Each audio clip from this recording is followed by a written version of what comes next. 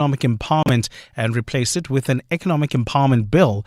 The party says this would remove race as a determining factor, replacing it with a needs-based approach. The BBBEE Act was introduced in 2003 as a redress policy to deal with the racial economic inequalities caused by apartheid. The BBBEE policy has for some time been a bone of contention between the DA and its larger partner in the Government of National Unity. Ramaphosa says the proposal needs to be discussed at the right platforms. I have not yet seen their proposals. So if anyone wants an amendment to the BE legislation, they must table their proposals. They must be taken for discussion in Parliament.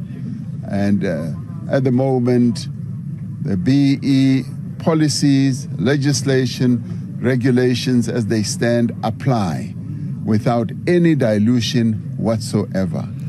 And Japan's parliament is set to elect its ultra-conservative Sanai Takaichi as the country's first female prime minister today.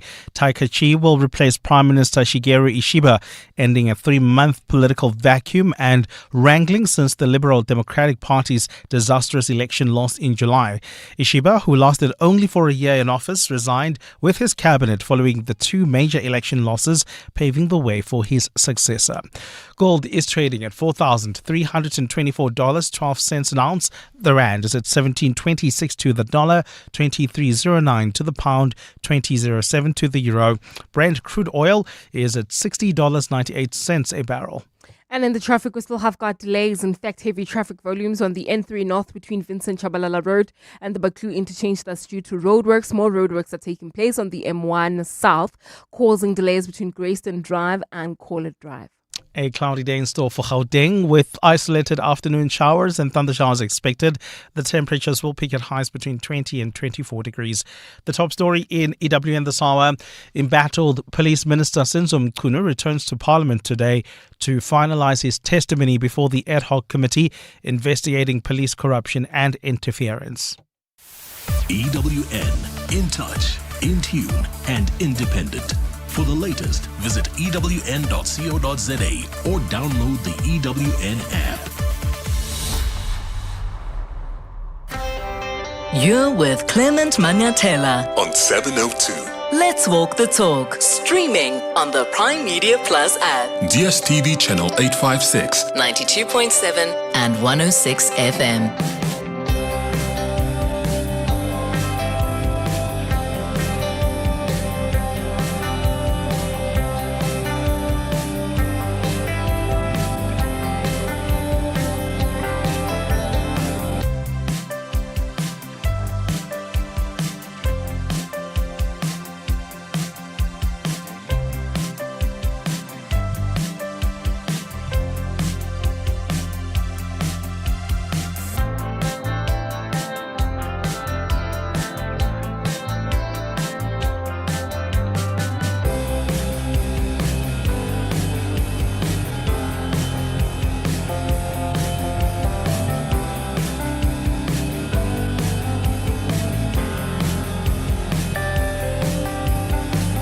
Seven minutes after 9 o'clock. Dumelang, good morning, bonjour. Welcome to the Clement Manyathela Show on this Tuesday, the 21st day of October. Great to have you with us here on 702. I hope you're good this morning and I hope you're keeping warm because, is it cold or not? This weather in Johannesburg behaving like Cape Town weather. But please keep warm out there. It's 011-883-0702. That's the number to dial on the 702 open line. For your WhatsApps, we're on 072-702-1702. Almost 1 million matric pupils will be sitting for their exams today. The Basic Education Minister said yesterday that it's all systems go. So all the matriculants will be writing. And I just want us to wish them well. Whether it's your kids, your neighbors, maybe you are the one writing, listening to us right now, your cousins, your loved ones, please let's wish the class of 2025 well. Let's pray for them if you believe in prayer. Wish them well, show them some love and send some positive vibes, please. If you're a matriculant, how are you feeling? But as a parent of a matriculant, how are you preparing your children in matric?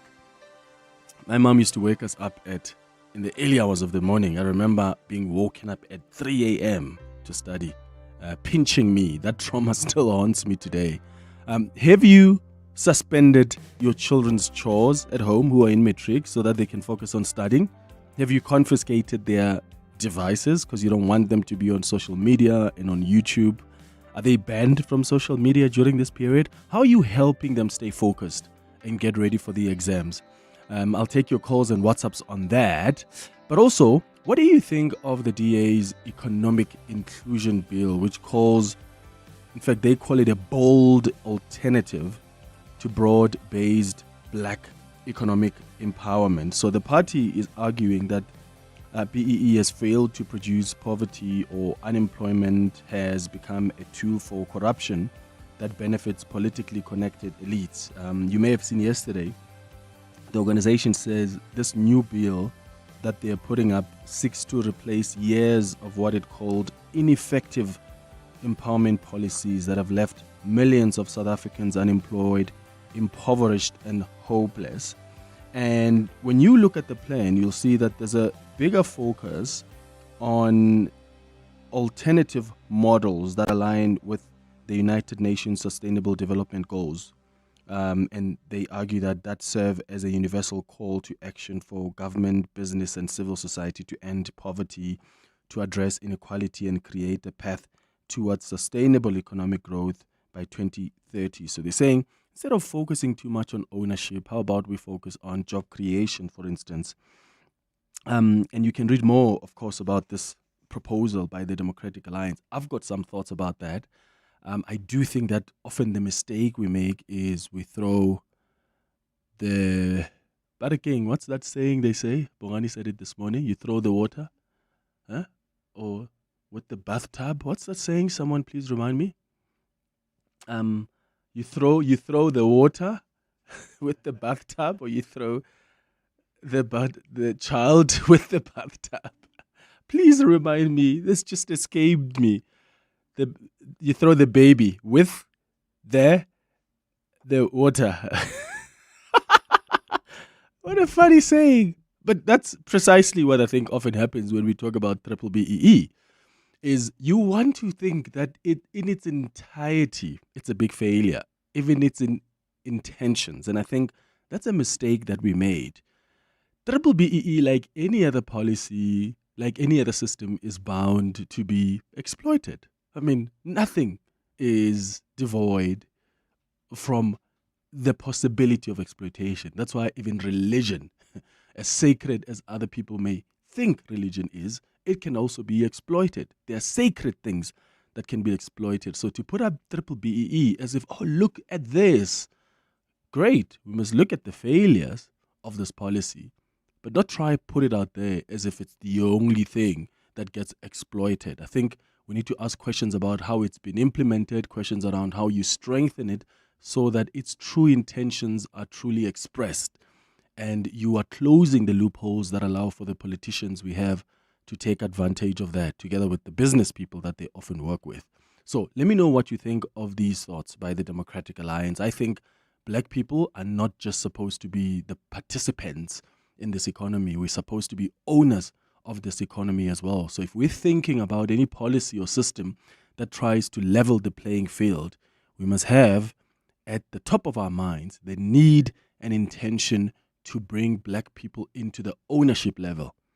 Because during apartheid, it was okay. It was like usual for us to participate even in the certain aspects of the economy, not even all of them.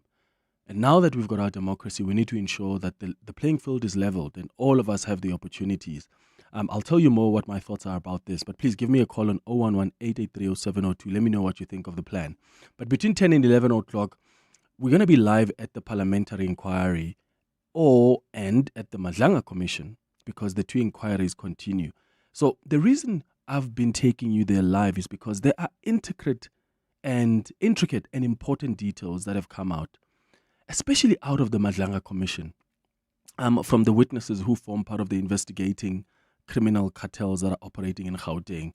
They've been testifying remotely with their voices only being broadcast live for public distribution. I think we were fascinated in the beginning because the big personalities were there. General Mkhwanazi is there speaking. We want to hear from him. Fani Masemola is there. We want to hear from him. But remember, these top guys didn't give us the explicit details of how the criminal justice system is compromised. They only gave us like high-level stuff, and they said they're investigating officers that are going to come with more information. And that's exactly what's happening now. I mean, I'm getting shocked hearing how some top cops are like heads of organized crimes. They go to a party organized by businessmen who may or may not have links to the criminal cartels. But based on what witness A is saying, that is quite suspicious for them. But they were also invited to these parties. So I wonder, do they go to these things to collect information? Because these businessmen are actually not just ordinary businessmen. So I think we need to pay attention to the details that are coming out, because that's helping us learn about the rot that starts from the beginning. Because you hear of how this detective was on the scene when this engineer was killed, and when the police went and asked, what are you doing here? These people, and they find, cartridges, and then they want to lie and say, oh, this belongs to my brother. And then you check their phone, you see that they texted Katie Molefe. Like, I think those details are very important for us to know about, to understand fully what General Mkhwanazi has been trying to tell us. At 11 o'clock, we're going to do a World of Work feature. Today, we're discussing workplace comfort and ergonomics, the science of designing work environments that fit the physical and cognitive needs of workers. And the goal really of ergonomics, I should say, is to optimize the relationship between the people who work there and the tasks that they do, the tools, the workplaces, so that you reduce the risk of injury, but you're also enhancing overall well-being, right? Because proper ergonomics can prevent a range of health issues. So we'll be talking about that at 11 o'clock. And then at 11:30, we do our health and wellness feature. Today, we're discussing multivitamins and how they can help fight year-end fatigue. That's the show coming up over the next 3 hours. Clement Manyathela, streaming on the Prime Media Plus app. DSTV channel 856, 92.7 and 106 FM. All right, 16 minutes after 9 o'clock, Tandeka on the WhatsApp line laughing at me for having forgotten that saying and says, Clement, you remind me of you can't force the river to drink the donkey. Do you remember that, Abel? It was, who was it? It was the minister of Derco at the time. What was her name? What was her name? The minister of Derco at not Mantua. Maite Nkwana Mashabane. Remember Maite Nkwana Mashabane? She had an interview was it on the BBC? And she was trying to say you can force a donkey to the river, but you can't force it to drink. And she said it the other way around, probably the way I said what I was trying to say about about throwing the baby with the bathtub. Let's go to your WhatsApps on 072-702-1702. Morning team, Lawelanya from Rehabak. Clement, are you talking about what parents are doing to help the matriculants? I want to take it one step further. Make appeal to those owners of shebeens, taverns, chisinyamas, car washes. If you know there's matriculants on your block, please just ease down on the music and the noise level, just to help these children concentrate as they are doing their final preparations. Please. Thank you. Good morning, Clement. Shout out to the class of 2025. You have our support, our love, our prayers are with you, the teachers, vigilators, all the educators. We wishing all of you very well, and a special shout out to my niece Caitlin Snyders and to my nephew LJ. All the best. We love you. Please stay focused. Thank you. Yeah, thank you. Please stay focused. We're sending you positive vibes. Let's go to John, who's calling us from the Pretoria CBD. John, good morning. Hi, Clement. It's actually Alan, but I want to talk about the DA's proposal of the all-inclusive economic strategy and replacing it with BBBEE. my question is, how is it going to affect the Khoisan so-called colored nation? Because it's my view that it's both positive and negative. Positive if it's needs-based. Negative because this community has been marginalized for the past 30 years and is not considered when it comes to these type of issues. How is the DA's proposals going to affect this community?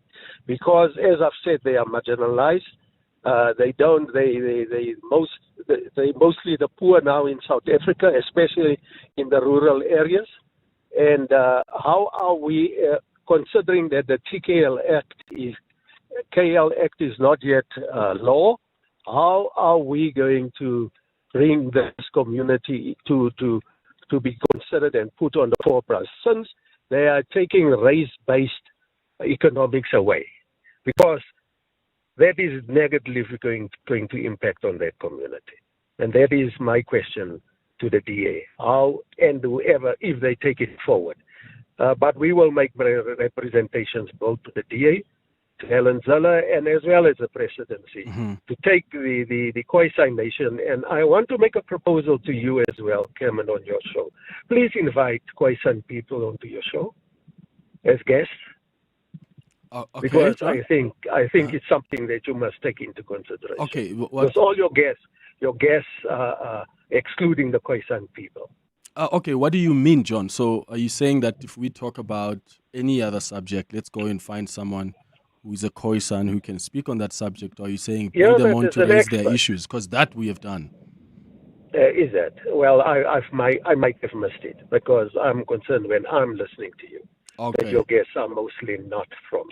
Yeah, no. We have had, when we talk about those issues, unless you're saying to me that try and be more representative and include Khoisan people. So when you talk about, for argument's sake, gender-based violence, be intentional about going to get a Khoisan person. But if you're talking about addressing their issues, I mean, many times I've spoken to Khoisan people and the people who represent their interests. When people have gone to even march and sleep outside the union buildings, trying to get the attention of the president to hear their issues. I've spoken to them about that in the past. So that's happened, John. But also, if you've got people you think we can have conversations about, please, I would like your suggestions, because that's why we've got that feature on every Wednesday called Listener's Choice Feature. That's an opportunity for you, John, to send me an email on cm@702.co.za and say, Clem, please can you talk about this issue? And here's a guest that I suggest, and then we'll do our own research on the side and bring in that conversation. So please do that, John, if you've got something specific you want us to talk about. Stanley, you're calling from Johannesburg. What do you want to say about the Democratic Alliance? Yeah, man. You see, I wanted to raise this issue that... am I audible? Let me start there. You're very clear, my brother. Go ahead. Okay. Yeah, I wanted to address this thing of BBBEE. In fact, I don't think there is anything wrong with the BBBEE, and basically the ANC, the DA is riding on a crest wave that was started by the issue of Starlink and the proposal that was coming from Elon Musk, in the sense that they say they can only invest here if we move away ownership and control as part and parcel of BBBEE.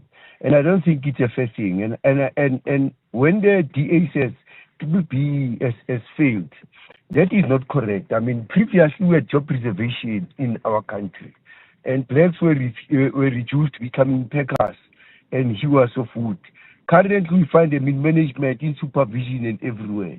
But also to address the issue that was addressed by my Khoisan brother here, BBBEE is not a black as in African thing. It is an issue of all previously disadvantaged communities, and it's defined as such in the Act itself. Now, if there has not been a focused affirming of those particular people, we need to research it, and we need to go with speed towards affirming them, because no one must feel excluded in the transformation of our economy. But stats talks differently to what the DA is speaking about. I mean, currently blacks have moved into suburbs, they've moved into management. And when I say blacks, I'm being broadly, I mean from Indian to colored.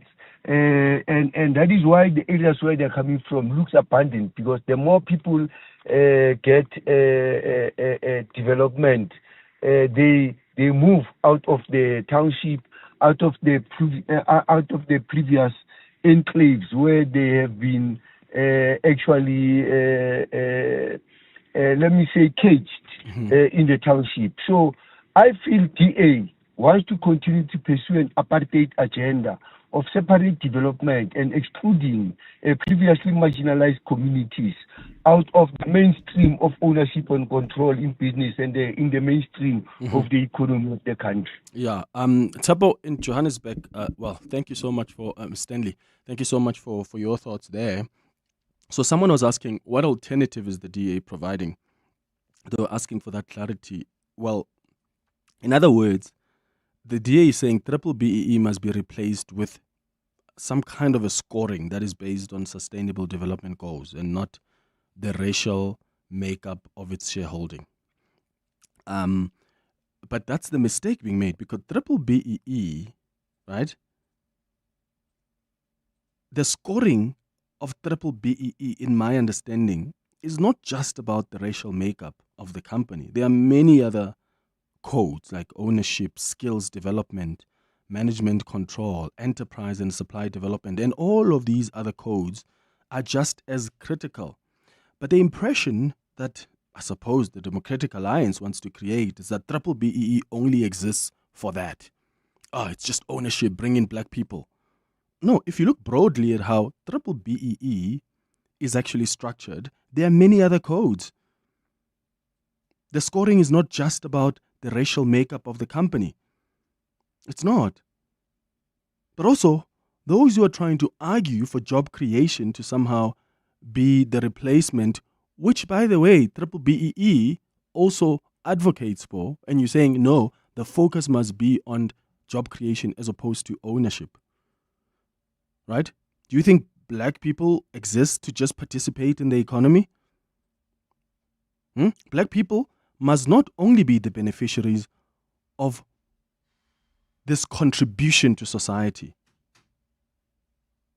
They must also be owners of this economy. This approach, yes, will benefit poor people. The DA's approach, who are predominantly black, it will address socioeconomic ills, because you're getting companies that are specifically targeting these goals, which is great. But equally so, if you are serious about transformation and leveling the playing field, you need an approach that is specific and deliberate about giving black-owned companies an opportunity who can also deliver on these goals. I mean, we have the highest levels of inequality in this country. At some point, we're talking about the top 10% of South Africans taking about 90% of the wealth. If legislation is amended and the scoring is based on sustainable development goals, I mean, that contribution to society, how does that address transformation, given that the economy still continues to be so unequal, with black people still predominantly outside the mainstream economy? So that's why we must always go back to, what are the intentions of BBBEE? And how do we close the loopholes and ensure that the intentions of this policy are actually expressed, as opposed to just get emotional about what the African National Congress, by and large, because they're the ones that have been in charge for the longest since this policy has been implemented. Some of their politicians have exploited this. Some of the business people have exploited this. So I'm not saying it's a perfect policy, far from it. But have you seen the levels of compliance with BBBEE? As imperfect as it is, they've been the lowest. So if you take away a system that forces institutions to transform, what's going to happen when already the transformation is slow with the current legislation? Bongani, you are calling from Reimsach. All right, before we go to Bongani, let's take a quick ad break and we'll come back with headlines and go to some more calls and WhatsApps. Bongani, Mike, Semi, I see you. Africa Milani. Weekday mornings. 4 to 6. How do you see what is being proposed by the Democratic Alliance practically delivering on elements we need to grow this economy? So the main difference between what the DA is proposing and the current framework is that it takes out race out of the equation and replaces the BEE scorecard that we're also familiar with. Scorecard that focuses on value for money and a business's or particular bidder's contribution to social goals. Ofense Donald Davey is a research associate for the Center for Risk Analysis. Africa Milani. 4 to 6 on 702. Mzansi, Powerball just got bigger and the stakes even higher with a mind-blowing 160 million rand estimated jackpot this Tuesday. Play Powerball for an estimated 160 million rand jackpot today and you could win one of the highest recorded jackpots in the country. Buy your tickets now in-store on nationallottery.co.za, the mobile app, cell phone banking, or simply dial *120 *7529 hash for USSD. Panda Pusha Play. Players must be 18 years or older. Play responsibly. Ituba is the proud operator of the National Lottery. To celebrate 25 years of helping you live the Premier life, FNB Premier is giving you a chance to win a 14-day European tour experience and other cool monthly prizes. Open any FNB Premier account from September to 31 December 2025. Switch your salary, swipe or tap a minimum of 2,000 Rand per month for 3 months straight. Spend and win with FNB Premier. FNB, help changes everything. TCs and competition rules apply. FNB, a division of First Rand Bank Limited, an authorized financial services and credit provider. Sir, ma'am, may I take your order? Yeah, let me get the New York cut, medium rare, truffle fries on the side, and the lady'll have the salmon. Grilled, not poached. 2 dirty martinis. Real dirty. Leafy, what's with the voice? Oh, I came over all Tony Soprano. Get into character on a city break with Premier Hotels and Resorts. Stay Friday and Saturday and get Sunday night for free. Book now at premierhotels.co.za. The South African Future Trust Summit is back and bolder than ever. This year, Standard Bank joins as headline sponsor, underscoring the summit's role as South Africa's leading platform for entrepreneurship. On 5 and 6 November at the Sandton Convention Centre, connect with leading entrepreneurs, investors and change makers. This is where bold ideas meet transformative investment. Get your tickets now at summits.southafricanfuturetrust.org in partnership with 702. He's the boss, the legend, the man whose music defined generations. Now, his story hits cinemas in Springsteen, Deliver Me From Nowhere, from 24 October. And 702 is giving you the chance to win big this week. We're celebrating the icon with 2 truths and a lie. 3 facts about Bruce. One's not quite true. WhatsApp the keyword Springsteen ZA to 0702 702 1702. And we could call you to play every day this week. Spot the line and win 2,000 Rand cash and a shot at a collector's vinyl package every fan will envy. T-Season more on PrimeMediaPlus.com. Only on 702.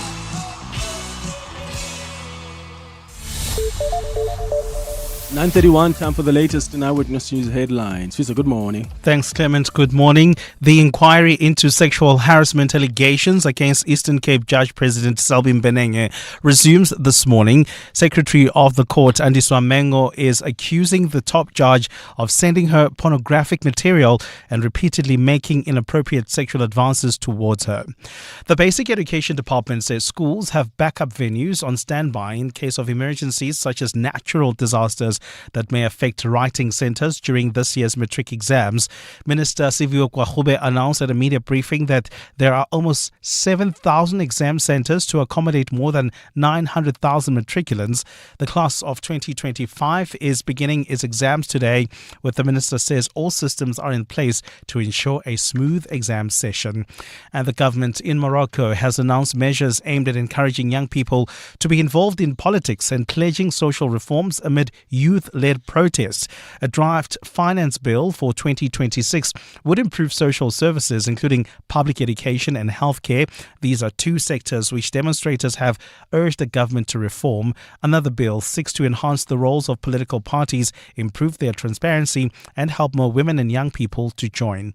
And those are the headlines. This EWN and more at 10 or as it happens. EWN Traffic. Traveling on the M1 South, we've got some delays between Grayston Drive and Caller Drive. Roadworks are taking place along this route, while more roadworks are causing delays along the N3 North between Marlborough Drive and the Buccleuch interchange. Please, if you want to avoid these delays, try to use Modderfontein Road into areas like Tembisa as well as Olifantsfontein to head towards the city of Tshwane. While traveling on the Mike 1 North, delays between Boyson's Road and Carr Street. There's also queuing traffic on the Golden Highway. This is between the N1 and Union Avenue due to faulty traffic lights. More updates coming up at the top of the hour. Stay tuned. There's more EWN on air, online, and on the EWN app. Your voice. Your station. Your open line. Walk the talk with Clement Manyathela on 702. It's 25 minutes before 10 o'clock. Your calls on 011-883-0702. WhatsApp's on 072-702-1702. Clemmy, good morning, man. Flores here from the beautiful sunny Western Cape. Clemmy, for once I agree with the DA. Yes, this whole BEE thing needs to be scrapped. It only serves a few elites. Cyril Ramaphosa is a shining example of a BEE product. And let me tell you, we all need to benefit. Black, white, yellow, Indian, colored. We all need to benefit from it. So yeah, at least we need to come up with a draft that will really push us as a nation economically forward. And no one needs to be left behind. Have a good day. Bye-bye. Good morning, Clement. On the BEE debate, I think we must take cognizance of the fact that BEE is not only the criteria that is used to award tenders. There's also pricing and functionality criteria, meaning the technical aspects of the specifications. So the custodians of awarding tenders, which are the procurement practitioners, they need to give us reasons for awarding tenders on the basis of BEE or functionality or pricing, because there are inconsistencies in terms of which criteria would weigh more on a specific tender. So the problem is we don't get to see those reasons.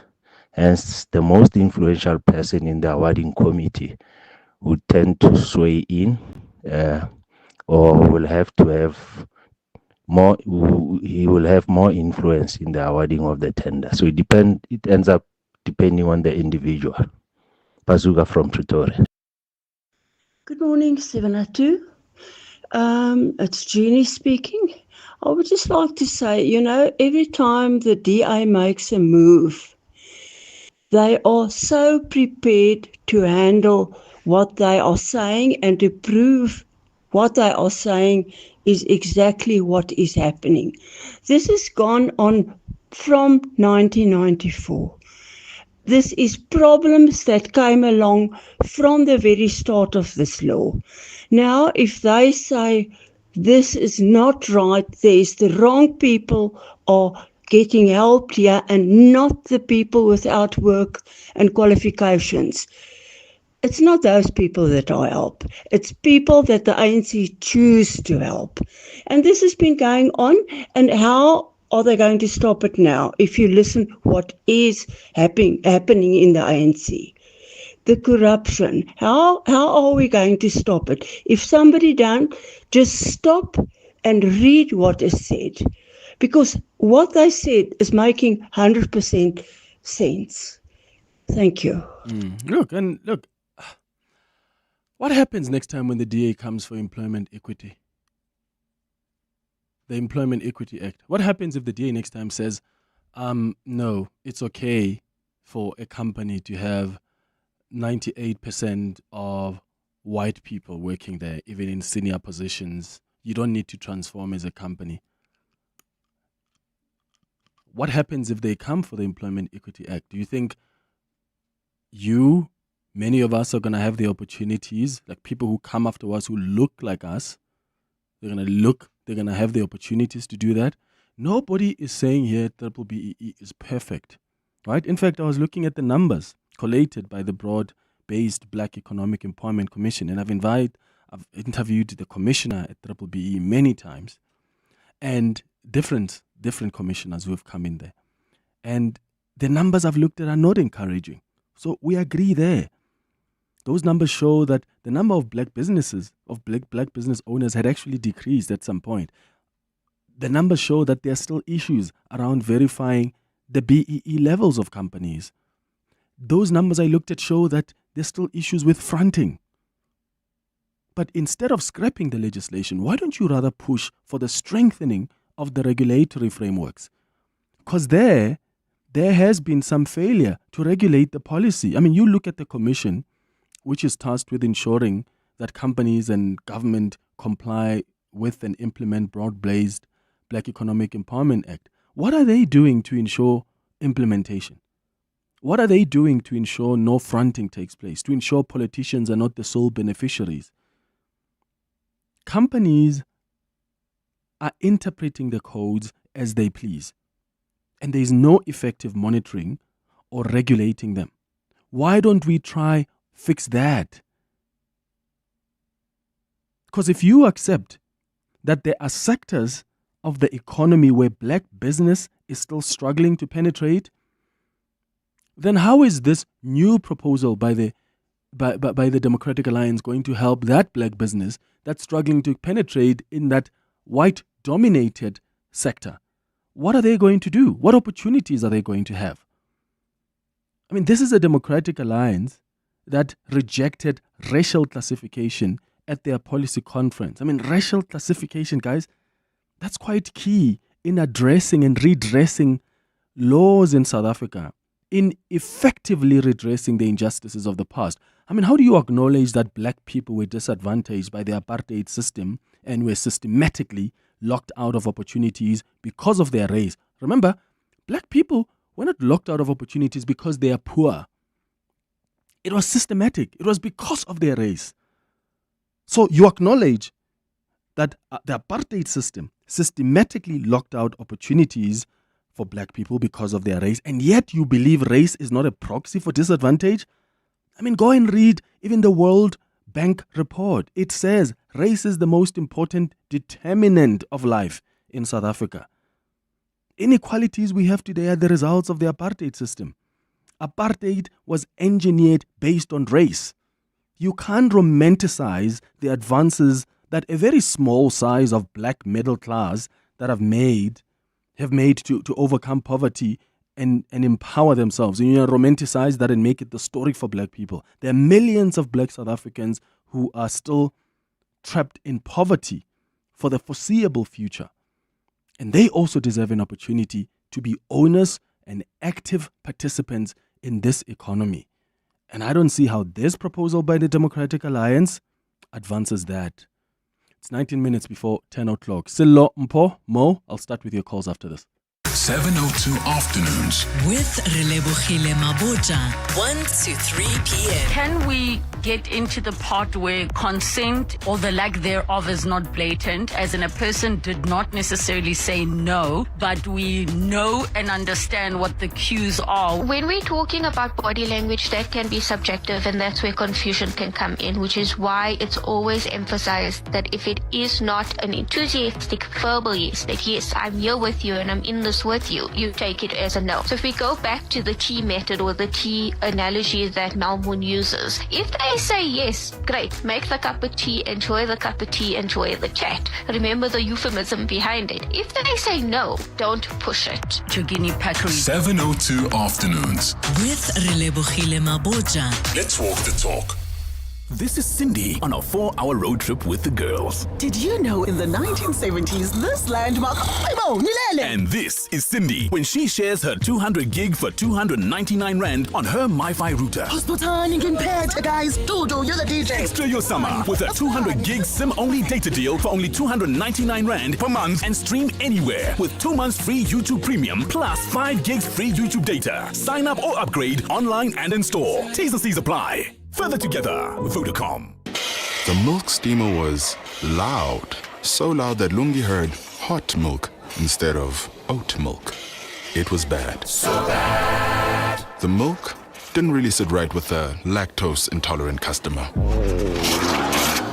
it was bad. So bad. Too bad they didn't have Yoko Counter.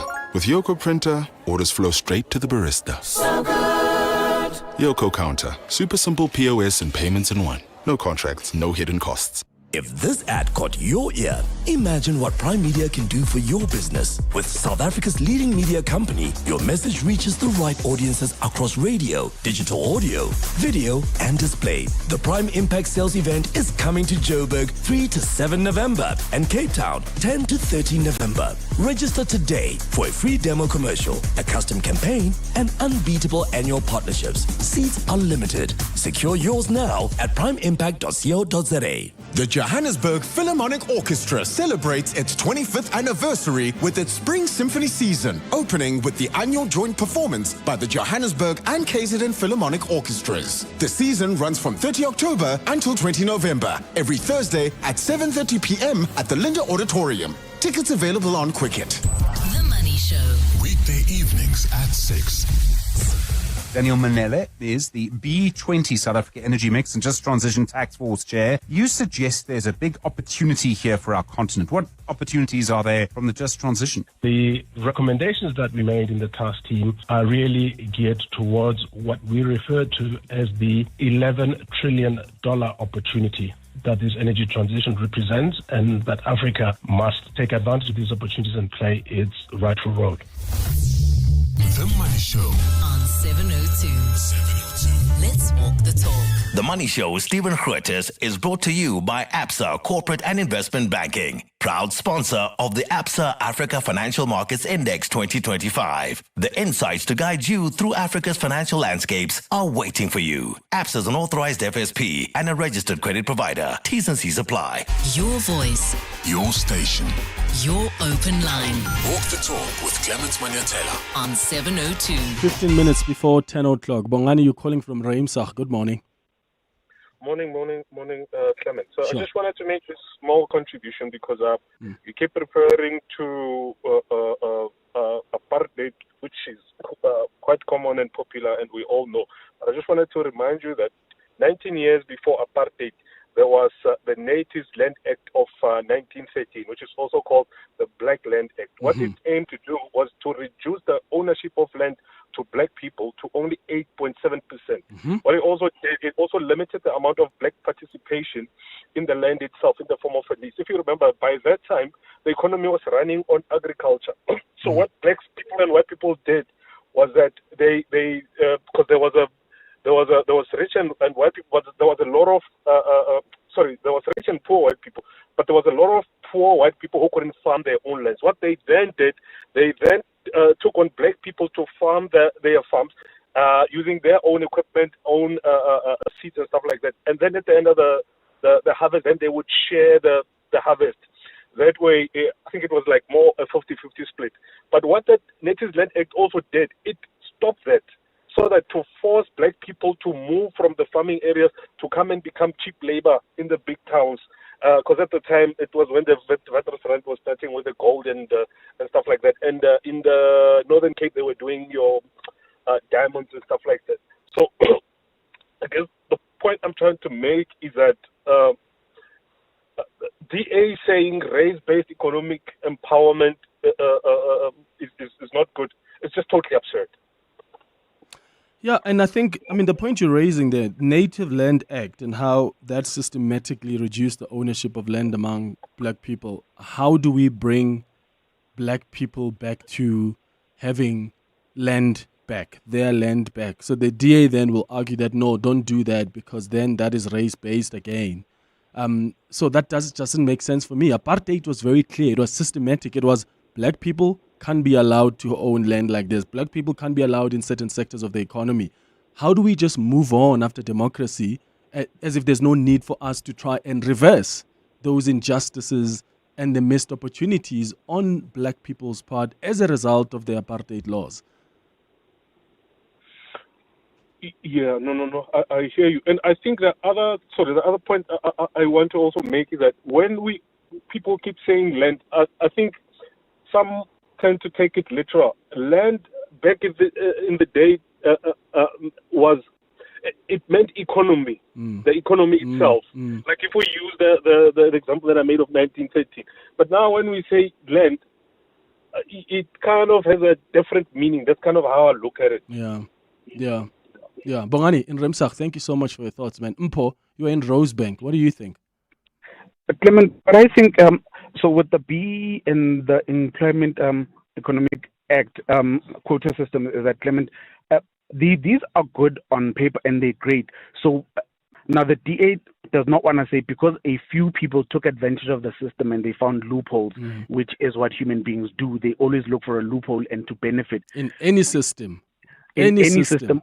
All we have to do is to increase the security measures so that people are not allowed to take advantage of the system. That way we can regulate and make it work better and the way it was designed to benefit the people. That's what we need to fix, not do away with the entire thing. That's it. And I mean, they never propose anything else that still works for the people that were disadvantaged by apartheid. Every time they come up with these alternative plans, it somehow like it misses the point that the black people who were systematically moved away from these opportunities, how are they going to be able to benefit from the system that's an alternative for you? And the thing with the DA is they try to move away from the whole race talks because they don't want to acknowledge that we are all from different races. There are black people, there are colored people, there are Indian people, there are white people, there are Chinese people. Until you accept that we have different people in this country and this is who they are, these are the classes of the people, and you can address them as the different races and as human beings after that, and you acknowledge it, and then you can work forward. But if you still say we are all the same, we are not all the same. We are not equal. No, true. Mpo and Rosebank, thank you. Mo, you're in the East End. Good morning. Good morning, Clement. Good morning. Thank you. Clement, BEE is a very important policy for this country. And it is important for South Africans to remember its true purpose, not what the DA is busy rubbishing it as. BEE is not focused on tenders only. It is meant to open up the economy. The masses of this country were excluded in the mainstream economy.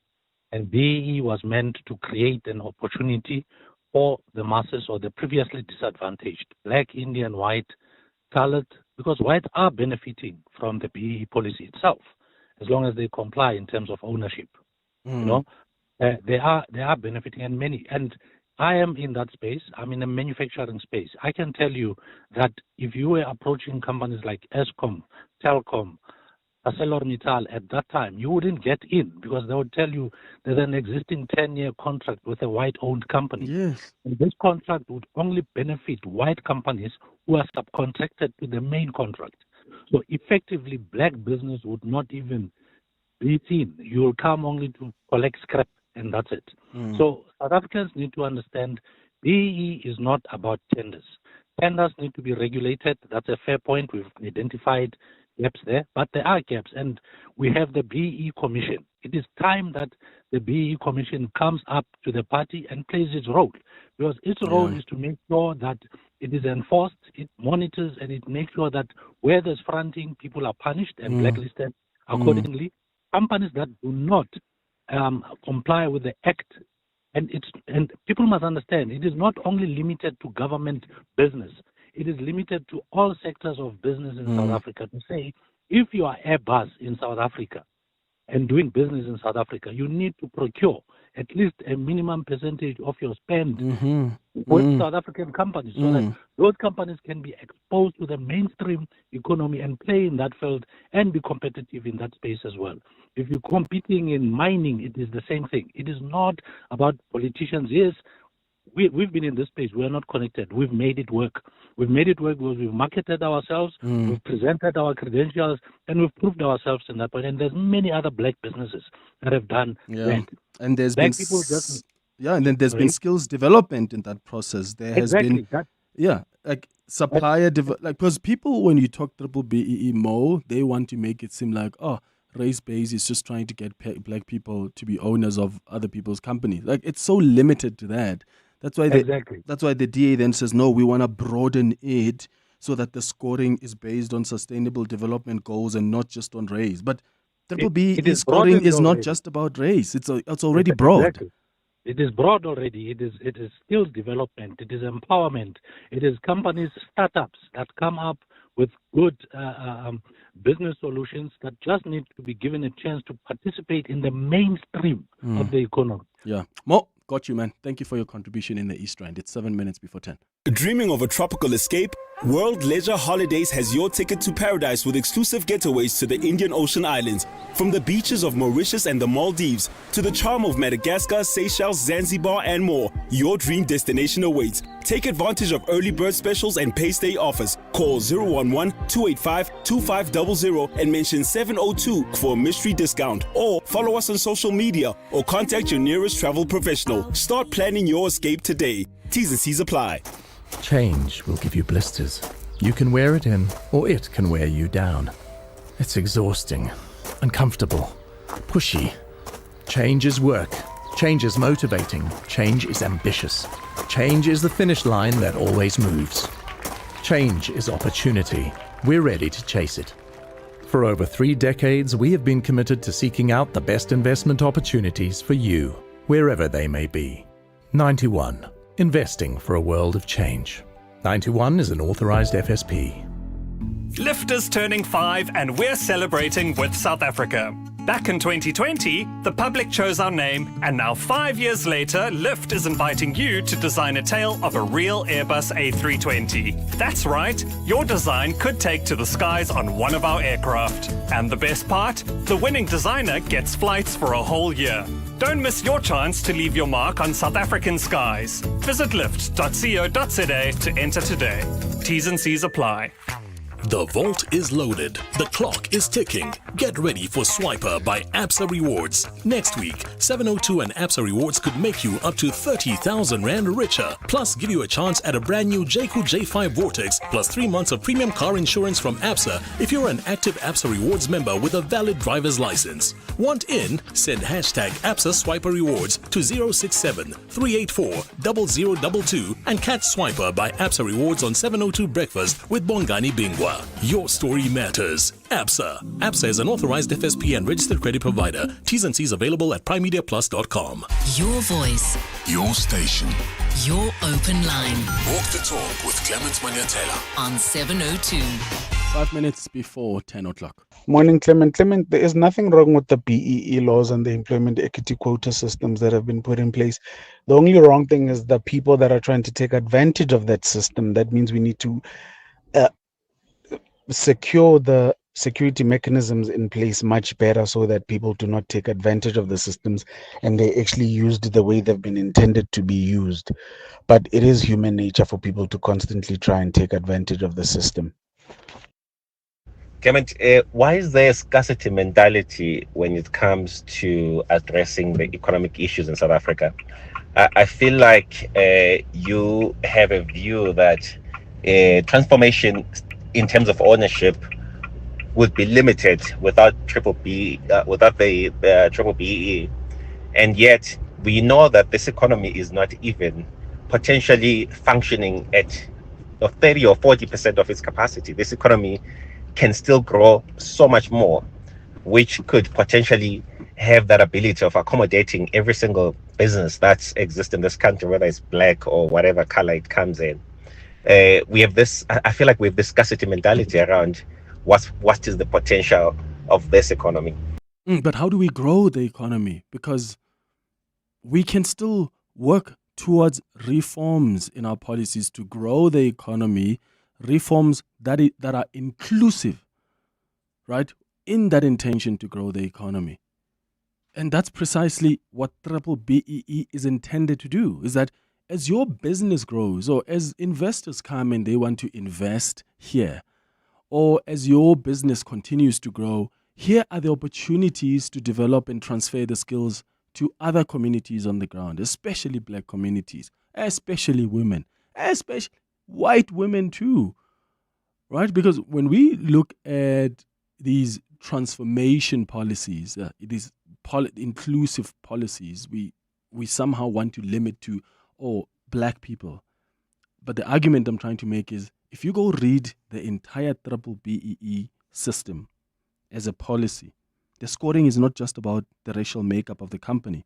There are many other codes there. Ownership, and yes, ownership is important. Because I don't think black people are meant to just be participants or contributors to this economy. They're supposed to be owners of this economy. And the better chance you have is through this policy. Is it perfect? No.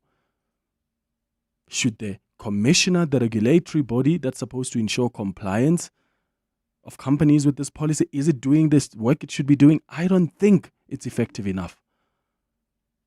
Do we then scrap the system because the policy, there are a few corrupt politicians that have somehow exploited this policy to benefit people linked to them, therefore scrap it?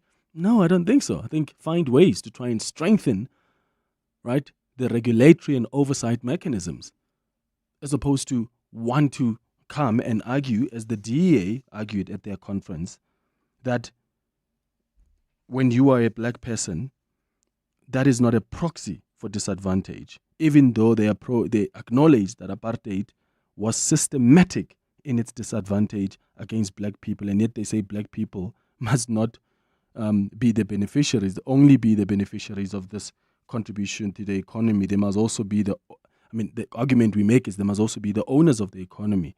But the approach says, yes, people are going to benefit, but we don't think black is a proxy for disadvantage. And yet, that's exactly what it was, even during apartheid. Are you ready to be inspired and grow your business? The South African Future Trust Summits, in partnership with Standard Bank and 702, returns to the Sandton Convention Centre on 5 and 6 November. Gain insights from international and local speakers, connect with entrepreneurs and investors, and come and pitch your business idea or come and buy a business in a box. Tickets are limited and selling fast. Grab yours now at summit.southafricanfuturetrust.org.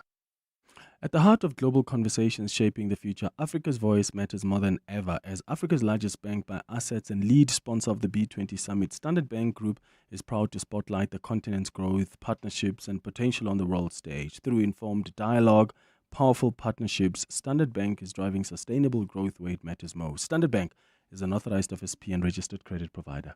Andile here with more than just a horse betting ad. Bet on the horses at 10Bet and ride with a 20% free bet boost on your deposit. It's more than just a race, it's a 10Bet experience. Join now at 10bet.co.za. 10Bet is a licensed betting operator and supports responsible gambling. No person under the age of 18 shall be permitted to bet. Betting can be addictive. Winners know when to stop. South African Responsible Gambling Foundation toll-free counseling line is 0800 006 008 or WhatsApp help to 076 675 0710. This is EWN. Good morning, I'm Sfiso Zulu. Suspended Police Minister Senzo Mchunu says he only knows controversial Northwest figure Brown Mokgotsi as only an ANC comrade.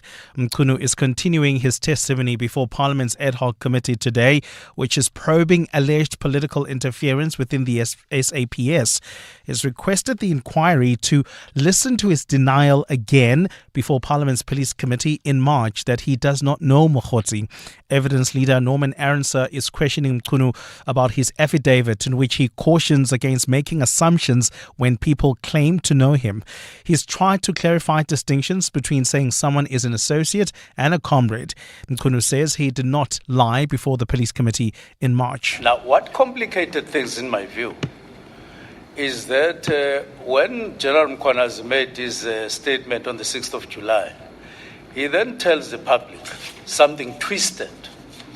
He says, Minister Mchunu said he doesn't know Brown Mokgotsi in Parliament, which I never said. I never said. But he tells the public something twisted. Mchunu then says he has known Mokgotsi as a comrade since 2017, but knows little about his personal life. I in the period, I've never asked him whether he's married or not. I've never gone to his home. I've never gone to look at soccer or restaurant. I've never inquired about his personal life, whether he's employed or not employed, because we just occasionally talk about this and that. Mchunu is continuing with his testimony. The inquiry into sexual harassment allegations against Eastern Cape Judge President Selby Mbenenge resumes this morning. Secretary at the court, Andiswa Mengo, is accusing the top judge of sending her pornographic material and repeatedly making inappropriate sexual advances towards her. The series of incidents allegedly happened between 2021 and 2022.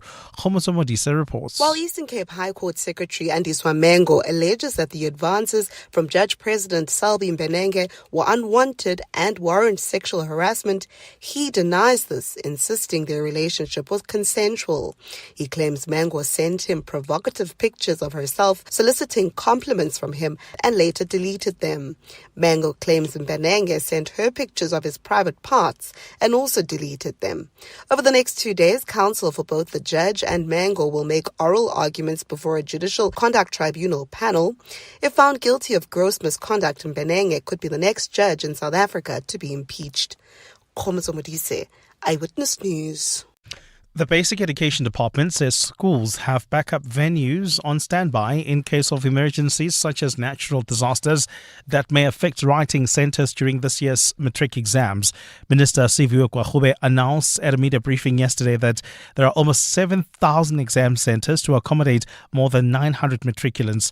The class of 2025 is beginning today with its exams, with the minister saying all systems are in place to ensure a smooth exam session. Jabulile Mbata reports. Basic Education Minister Siviwe Kwagube was addressing the media in Skukuza, Mpumalanga yesterday, saying the department has prepared for a successful exam season by putting measures to ensure security of writing papers, preparing for natural disaster and issues like load shedding. She says they have tightened security to ensure the exams are not compromised. They have also set up additional writing venues by utilizing independent schools, and they have generators for schools without power. We've also made sure that we have backup plans in place in case we've seen natural disasters or even community unrest, that we've got alternative venues for our learners to be able to really make sure that this NSC exam is done. We've also made provision for learners who have hearing or vision impairments. We've got braille papers, we've got audio-visual papers.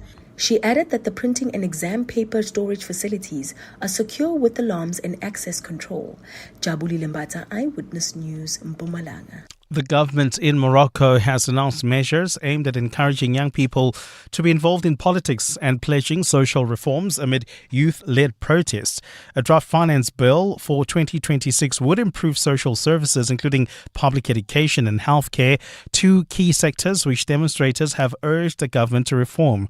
Another bill seeks to enhance the roles of political parties, improve their transparency, and then help more women and young people to join. Social inequalities remain a major challenge in Morocco, where deep regional disparities persist alongside a gap between the public and private sectors. Gold is trading at $4,324.12 an ounce. The rand is at 17.26 to the dollar, 23.09 to the pound, 20.07 to the euro.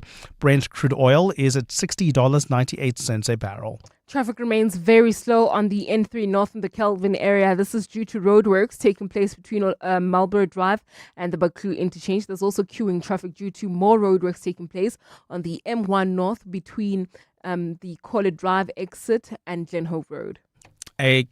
A cloudy day in store for Gauteng with isolated afternoon showers and thunder showers expected. The temperatures will peak at highs between 20 and 24 degrees.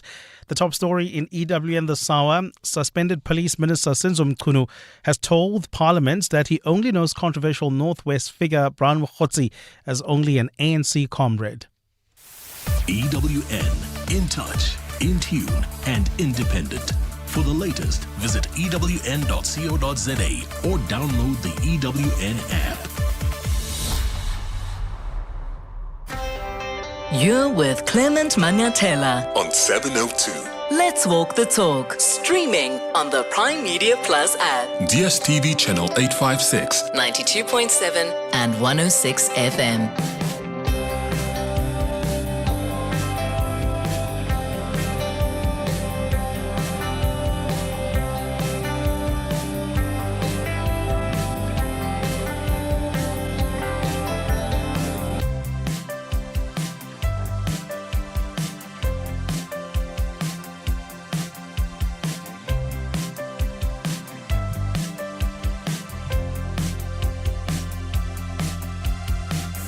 8 minutes after 10 o'clock. Dumelang, Sanbonani. Welcome to the second hour of the Clement Manyathela Show. So, I want to take you to, thank you so much, by the way, for all of your contributions on the 702 open line this morning. I want to take you to the Madlanga Commission, but I also want to take you to the parliamentary inquiry because there's some important details that are coming out. Maybe let's start at the parliamentary inquiry because the former Minister of Police, who's on special leave, is continuing with his testimony, and he's now been asked about Brown Bokhotsi and Ket Matlala. Has he received messages from Brown Bokhotsi? What was their interactions? And then I'll be taking you between the parliamentary inquiry and the Madlanga Commission, because on the other hand, at the Madlanga Commission, those investigators are telling us more details about what happened when they arrested Ket Matlala and what they experienced as political interference. Let's start with Senzo Mchunu, who's currently speaking in Parliament. General Mkhonazi was saying, this was a grave matter where I believed I was unjustifiably being pursued by the Hawks, following this incident, because the Director of Prosecutions in KZN had actually advanced 7 reasons why there wouldn't be any prosecution, where I got to be associated very strangely. Who was the KZN DPP at the time that cleared you? I can't recall the name and surname, but following this incident, to give you some clarity, this incident at Mbangen, I followed up the matter as to where police were on the matter, and then I heard that it is now with some units in a Tegwini police unit that were investigating it, and I was satisfied with that. And then after that, I then followed up again. Then I heard that there was a rumor in KZN that I was a suspect myself in the matter of Xolani. Xolani comes from... So did you lodge or file your complaint with IPID before you heard that you were now also a suspect, or was it afterwards? No, it was after. Afterwards? Yes. I heard that I was a suspect.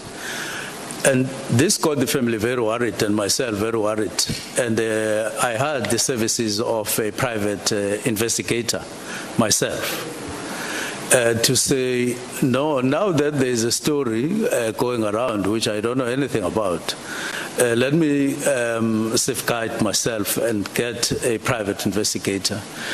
And that matter then it then took its natural course. In other words, police were investigating, and on the other hand, the private investigator got involved. Was a private investigator that you appointed? Yes, I had appointed. Did this private investigator work with or assist the police? Yes, to ensure that the matter is investigated objectively, because there were now rumors, very, very ugly and strange rumors of putting me there and so on. Now, finally what happened is that, those matters were clarified, and the people who had been involved in the matter of Xolani got arrested, and I believe that they are still in jail as we talk, because the matter was thereafter properly investigated and so on. Now, the other matter of me being associated with him and then pursued, I smelled a rat and said, why would Hawks go out of the actual investigation? Because I do even remember that I spoke to Provincial Commissioner, he was acting, Jula, where I said, Jula, I now hear that I am a suspect. Look, if I am a suspect, this is my address, my home address. This is my office in Durban. This is my office in Pietermaritzburg as a premier. if you conclude your investigation and somehow you need me for anything, including arrest, this is where you'll find me. Otherwise, I'll be on the road working. This is my number. And I think a week thereafter, he said, no, he wrote to me and said, you are not a suspect.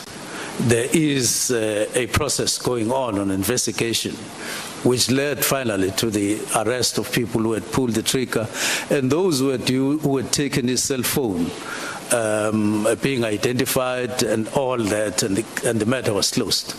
So it was very strange that Hawks then started pursuing the matter on the other hand in a very strange way. It was for that reason that I then wrote the letter to say, no, what is this now? And then McBride brought in Kabinde, and then they started investigating. And to cut matters short, did Kabinde engage with the Hawks? They engaged the Hawks, the head of Hawks in KwaZulu-Natal at that time, to say, what is this? What is the basis? And they found out that he said, according to Kabinde, when they inquired with him, he said he was not satisfied with the reasons that were advanced by DPP, and the procedure was that they would have appealed to the national head of prosecutions instead of pursuing a matter that was now closed by DPP at provincial level. And that was out of procedure, what was happening. So once I'm sorry to speed it up a bit, Honourable Minister. So once the suspects were apprehended, they were prosecuted, yes, and imprisoned. What happened, or what was your relationship with Nkabinde? He's now working for IPID. Yes. That issue has now been resolved. So just fast forward a bit. What did you continue to have a relationship?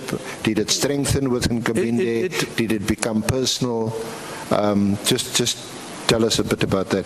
It was now very loose and very relaxed, not pursuing anything, because I was now satisfied. I need to have mentioned that what I said to Jula was that you can pursue me if you feel I'm a suspect, but don't lose sight of somebody whose hands are with Xolani's blood, and there's evidence to that effect. Or you rather do both. Yeah. And I put that very strongly. And that led to that person being prosecuted and so on. So with Kabinde, it was now very loose. It would be just a call here and there, not for anything. I just appreciated the way they had done the job. Now we heard this actually from Lieutenant General Mkhwanazi, that Nkabinde then left the IPID. I'm not sure whether it was a termination, a resignation, or a dismissal, but he left IPID. Yes. I think he had a fallout, allegedly, with McBride. Yes. And he left IPID. He was unemployed for a while. And then Mkhwanazi found him a job with a security firm. I don't know if you're able to comment on that or how much you know about it. If you don't have to comment on it. But yeah, so during this period that I'm referring to, do you still have a relationship with Nkabinde? Do you still know him? Do you still interact with him? Now, when I called Cedric in terms of the vacancy as Chief of Staff, to say he may submit a application if he so wishes for the panel that would interview them. I did check some detail on the profile, and actually afterwards spoke to him. It is not exactly as John Mkhwanazi puts it. Cedric spoke to me that all the reasons why he had to leave IPIT and circumstances thereof. After that, he got employed by the bank in their forensics department and so on. And he told me that General Mkhwanazi actually knows that Cedric got employed in the bank because he would invite General Mkhwanazi to functions of the bank because they were close, and he would attend. So he knows beyond any doubt that he got employed. So he found it strange that he is said to have been unemployed. Yeah, they were. I'm not sure what the position he is currently, but they were friends. They were close. They were. That's Yes. how we hear about these phone calls between Mkhwanazi and Kabinde. So, well, I'm not let's sure. just fast forward. But this position of chief of staff. Yes. What was it? Is it an advertised position? No. What are the qualifications you need to have to be a chief of staff of a minister in government? Now, there is something called ministerial handbook. What happens is that when you recruit staff, you've got to look at the ministerial book and what it says about each position, and then you contact people that you think are possible candidates, and they get to a panel set up by the department that you are working for, and they get interviewed. I know this in detail because I was once Minister of Public Service and Administration, and I made sure that I introduce improvements that are in place today in terms of recruitment, so that you don't recruit anyone just because you love them or because they are associated with you or they are your relatives.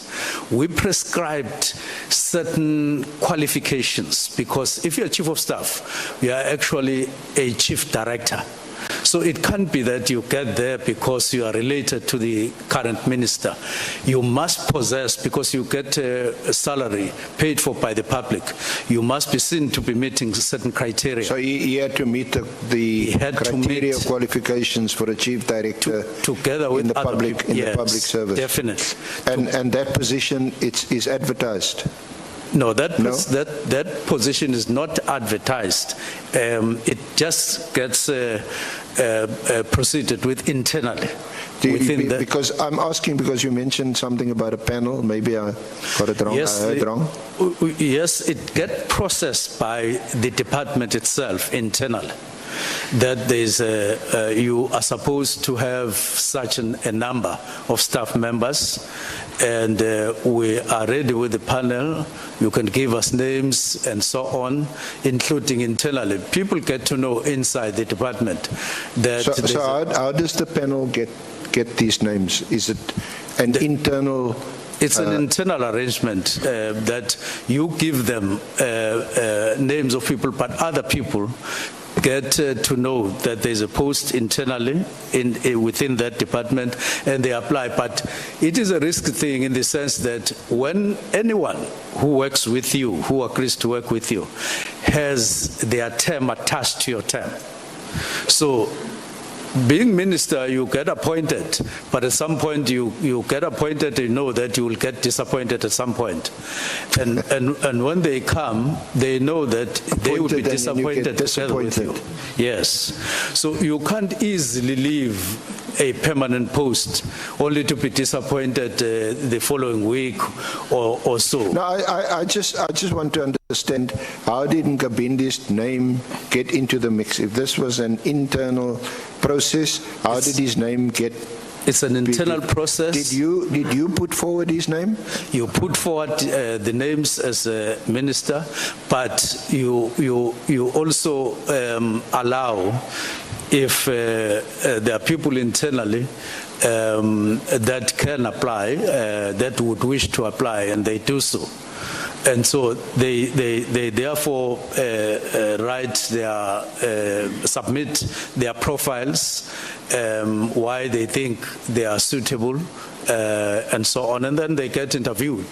That's the bottom line. They get interviewed. That's the Minister of Police who's on special leave, Senzo Mchunu, explaining the relationship that he has with his Chief of Staff, Mr. Nkabinde. Remember, the important thing here is that General Mkhwanazi said that this Chief of Staff who was appointed, Nkabinde, the Chief of Staff for the Minister of Police, Senzo Mchunu, was appointed after the minister was actually being investigated by IPID, and at the time Nkabinde was at IPID. That's the first time they interacted with each other. And General Mkhwanazi suggested that it seems like there was some kind of deal that was reached here, because that investigation against the minister, if ever there was, didn't continue. And it looks like, well, this is a suggestion that then Nkabinde was somehow rewarded, maybe for dropping an investigation against the minister. Then he's rewarded as a position of a Chief of Staff. That's why General Mkhwanazi said Nkabinde once called him and said, I don't even know what a Chief of Staff does. So now the minister has been trying to explain that association, and he does say that there was an investigation of sorts that was being done, and he told, I think, the Hawks at the time that, hey, if you're investigating me, this is my address. And they wrote back to him to say, no, you're not being investigated, but there was some kind of an investigation, not directly against you. So it looks like that's where he first interacted with this chap, and maybe during this Q&A with the evidence leader, we'll understand what is it that interested Mchunu in working with Nkabinde, right? He was a mere, investigator at IPID. What is it that Senzo Mchunu saw that said to him, oh, that's a man who could be a great Chief of Staff? Hopefully we'll hear that after the break. Okay, truck 7, that has 0 warning lights. Truck 8, it's just been serviced. I guess we're running like a well-oiled machine. Where would I be without MyWay's comprehensive cover for my vans and trucks? Plus, cover for my customers' orders with goods and transit insurance. I guess we'll never know.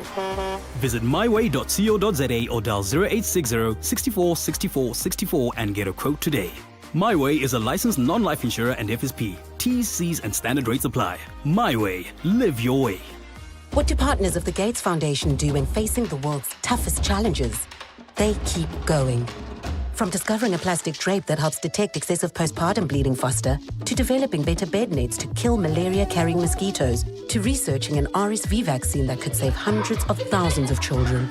For every problem, there are people who prove that progress is possible.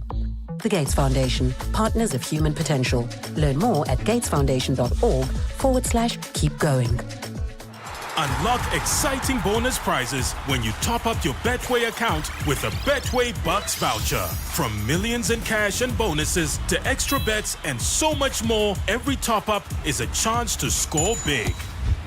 Head over to leading retailers, including Pick n Pay, Checkers, Pep Stores, and Incredible Connection, and top up with Betway today. Terms and conditions apply. Betway is licensed and regulated by the Western Cape Gambling and Racing Board. No persons under the age of 18 are permitted to gamble. South African Responsible Gambling Program toll-free counseling line 0800 006 008 or WhatsApp help to 076 675 0710. Winners know when to stop. To celebrate 25 years of helping you live the Premier life, FNB Premier is giving you a chance to win a 14-day European tour experience and other cool monthly prizes. Open any FNB Premier account from September to 31 December 2025. Switch your salary, swipe or tap a minimum of 2,000 Rand per month for 3 months straight. Spend and win with FNB Premier. FNB, help changes everything. TCs and competition rules apply. FNB, a division of First Rand Bank Limited, an authorized financial services and credit provider. In a world shaped by those who build, disrupt, and reimagine, there comes a gathering not just of minds, but of futures. The South African Future Trust Summit, in partnership with Standard Bank, is where top entrepreneurs, innovators, and changemakers converge. It's where the future of enterprise is redefined. On 5 and 6 November, you could be there. Stand a chance to win tickets to the South African Future Trust Summit on 702. WhatsApp the keyword SAFT with your name and ID number, telling us how you would benefit from attending the summit to 072-702-1702. Then catch 702 Drive with John Perlman to find out if you're a winner. The South African Future Trust Summit, in partnership with Standard Bank. Your summit, your way, on 702. TCs and more on primemediaplus.com. You're with Clement Manyathela. 702. It's 28 minutes after 10 o'clock. We're going to get the latest in Eyewitness News headlines. And afterwards, we'll take you back to the parliamentary inquiry and the Madlanga Commission, because I think it's quite important what's coming out of Witness A, who has been talking about the time when they arrested Ket Matlala. So we'll get a sense of what did they pick up that suggested to them that there may be some political interference of sorts. But currently, we've been listening to the Minister of Police, who's on special leave, Senzo Mchunu, who has been asked about Ket Matlala. He says he's never met him. In fact, if you remember, there was an affidavit that was deposed by Ket Matlala from prison in which he confirms that he's never met with the police minister, with Senzo Mchunu, and has got nothing, has no relations whatsoever with Senzo Mchunu. And I think that's an affidavit that was obtained by Senzo Mchunu's lawyers. In fact, Julius Malema earlier was asking, did they have the authority to go to speak to Ket Matlala without you signaling and giving the green light for that conversation? And Senzo Mchunu says, I expressed a wish to my legal team. So that's how far they've gone. Ket Matlala. Brown Bokhotsi, he's said so far that he does know him. Brown Bokhotsi has contacted him twice, I think, if I'm not mistaken. But he says, yes, he knows the person. They've known each other since around 2017, 2018. But that's all. It's not like there's a close relationship there at all. But if that's the case, then why did the minister dismiss a question in Parliament when he was asked about Brown Bokhotsi? And he says, that oak, I'm not associated with him. Huh? If the minister has known this chap since 2017, 2018, why did he then tell Parliament that I'm not associated with this person? I mean, you've got the person's number on your phone. At least tell Parliament that, okay, you've asked about this guy. I do have his number on my phone. He's got my contacts. We randomly speak. We speak once a year, twice a year, but our discussions are very limited to 1, 2, 3. He's a comrade. Why wasn't he honest about that in the beginning when Parliament asked? I suspect the members of Parliament will be asking him those questions when it's their turn to question him. It's 10:30 now. Let's get the latest in Eyewitness News headlines. Fiso, hi. Thanks, Clement. Good morning. 2 people have been shot in KwaZulu-Natal in what police are calling a drive-by shooting. The attack happened in Durban this morning, leaving the pair injured. And while the motive for the shooting is being investigated, emergency service teams are attending to the victims at the scene. Parliament's inquiry into the Road Accident Fund is resuming today with a focus on the non-payment of service providers and the fund's liabilities. This is the 3rd week of the inquiry being conducted by the Standing Committee on Public Accounts, which is investigating financial mismanagement and governance issues at the fund. Today, the inquiry is expected to hear evidence from a former hospital, which at one time was owed more than 300 million rand by the fund, forcing its closure. And a court in Slovakia has sentenced a suspect for the attempted assassination of Prime Minister Robert Fico. Juraj Sintula opened fire on Fico in May last year as the Prime Minister greeted his supporters. The judge in the case says Sintula was sentenced on terror charges because he acted with a motive to stop a proper functioning government. Those are the headlines. This EWN and more at 11 or as it happens. EWN Traffic. Well, there's bumper-to-bumper traffic on the N3 North between Marlborough Drive and the Baklu interchange. Roadworks are taking place along that route. More roadworks are taking place along the M1 North. This is between Glenhove Road and Corlett Drive, causing some delays there. There's also queuing traffic on the M2 West between the Crown Interchange and Main Rift Road. That's if you're heading towards Amalgam. While traveling in Germiston, do expect delays on the N17 East approaching the Rand Airport interchange. An accident has been reported there. It is causing delays. Please be on the lookout there. More updates coming up at the top of the hour. Stay tuned. There's more EWN on air, online, and on the EWN app. The Midday Report. Weekdays, 12 to 1.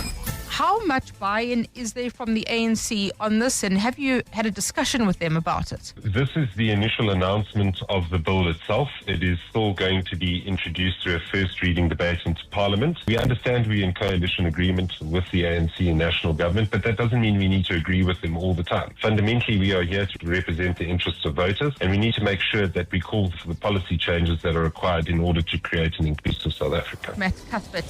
The Midday Report With Mandy Wiener. 12 to 1 on 702.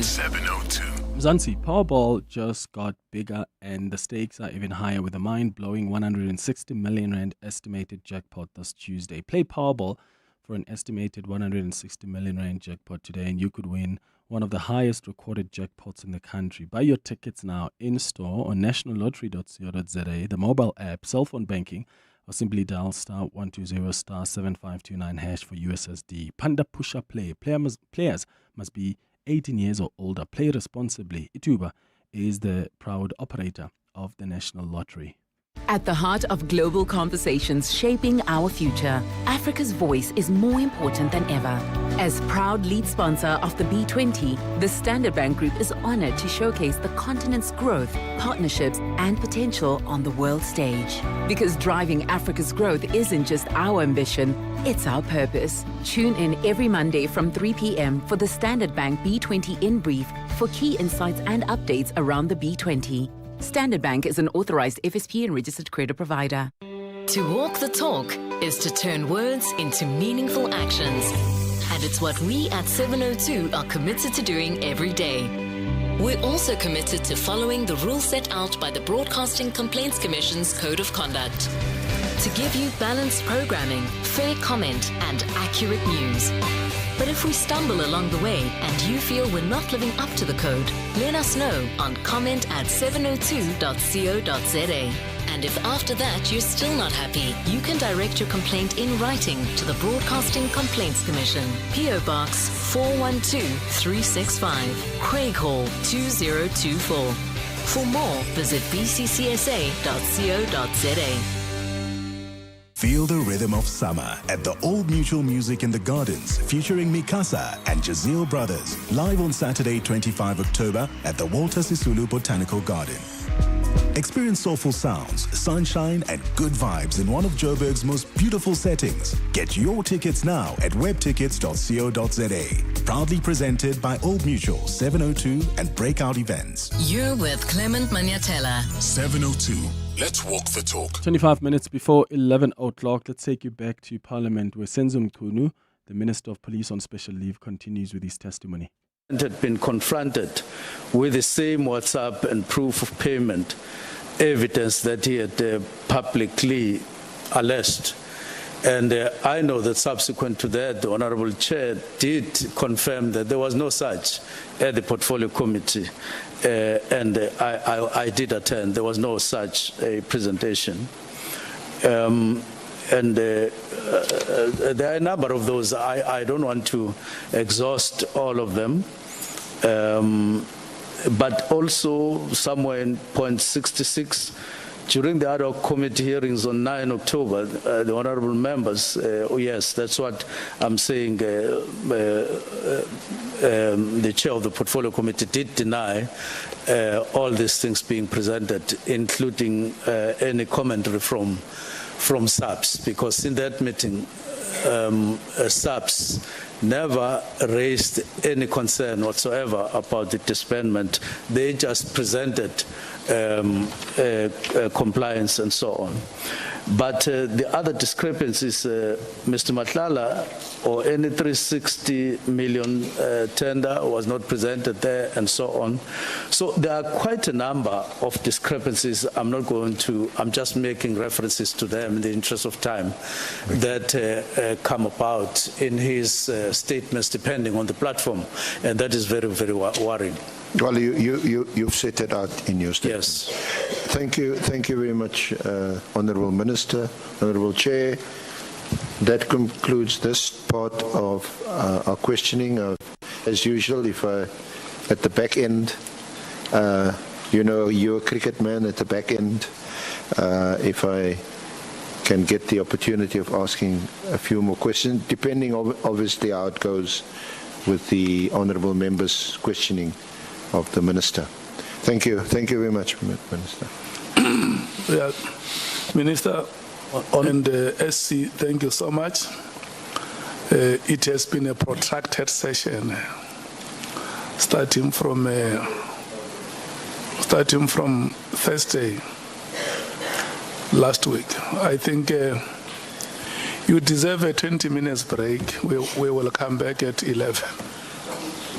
Thank you. I would want to use part of my 20 minutes because Senior Counsel asked me a question that while I was just starting, I just started on the contract. Then we got diverted to something else. It is very important to explain that in a way. Yeah, you can explain that in 3 minutes. I would do so. Yeah, we must break at 20 minutes before. Yes, I will take 1 minute to add another contrast. Yeah. On the 6th of July, General Mchunu made an allegation to the public that I was guilty for interfering on police operations and on protecting syndicates and all of those. But when he was confronted by one member of the Adhoc Committee in the Portfolio Committee, he publicly said, I wouldn't say corrupt per se, but on the 6th, he told the public that I'm corrupt. Public. That's why I was saying the other time, I'm like wearing his allegations and smelling his allegations. Then he tells the public that no, I wouldn't say corrupt per se, and so on. A police officer can't talk like that. A police officer must say, this person is corrupt, here is my evidence. He can't become a politician per se, although chair members, because of what has happened, you are now looking at the trust. You would have looked for the trust and for any other thing and put it on the table and then go to the TV rather than going to TV first. And then you come back, you say, I'm looking for this. Otherwise, all of us would be guilty on a daily basis if police officers in South Africa just go to TV and say, you are corrupt, but I'm looking for evidence. I'm looking for this and that and so on. That's the first thing. Very, very worrying contrast if we could have high-ranking officers working like that in the Republic. But let me go for this. On the 20th, Chair, it's important to highlight that it is Minister of Police, Senzo Mchunu, who at this moment is on suspension, who initiated the cancellation of the tender, 360 million. And I read that News 24 article early in the morning, just after 6. And when we were flying to KZN together with the National Commissioner, I showed him, I gave him my cell phone. I said, have you looked at this thing, this article? And he looked at it and he said, yes, I know about this. I did make an inquiry with supply chain about this, and they said, no, the tender had been done properly. That's what National Commissioner said. And he added by saying, if you want a briefing, I can organize a briefing for you. And I said, National Commissioner, I would want a briefing because if the Portfolio Committee asked me about this, I wouldn't be able to answer, even though it was awarded before I came. And that's how we landed at the process that was now reviewing this, which ended up with all of us agreeing that the tender was so flawed that it actually shouldn't have been awarded in the first place, and it led to its cancellation. So I want this ad hoc committee to know, and everybody to know that I initiated the cancellation. So I was very worried when National Commissioner made a joinder at Madlanga Commission saying he wonders whether I knew that the tender belonged to Matlala. The article I showed him on the cell phone was clearly written Matlala. He saw it. So I didn't know why he is now wondering that I possibly may not have seen. Now, supposedly twisting the sentiment to the public in a worrying, manipulative manner, that I showed him the article blindfolded. And had I known that it was the tender belonged to Matlala, was awarded to Matlala, I wouldn't have done what it did. I want to make it public that I got both shocked and disturbed by that. I have very good relations with the National Commissioner. He would have known me by then, and it shouldn't have surprised him. And even now, if I see the thing, I would still have said, cancel this tender. And that's why I engaged on the process and saw it to the end. I saw that the tender had been awarded to Matlala. I deliberately initiated this and followed up even in January, leading up to the cancellation. And I confirm that I stand by that initiative. Thank you very much. Thank you so much, honorable members. So that is the police minister also trying to say, I'm the one that took action against Ket Matlala's contract. I mean, he is the man that say, cancel this contract. This is weird.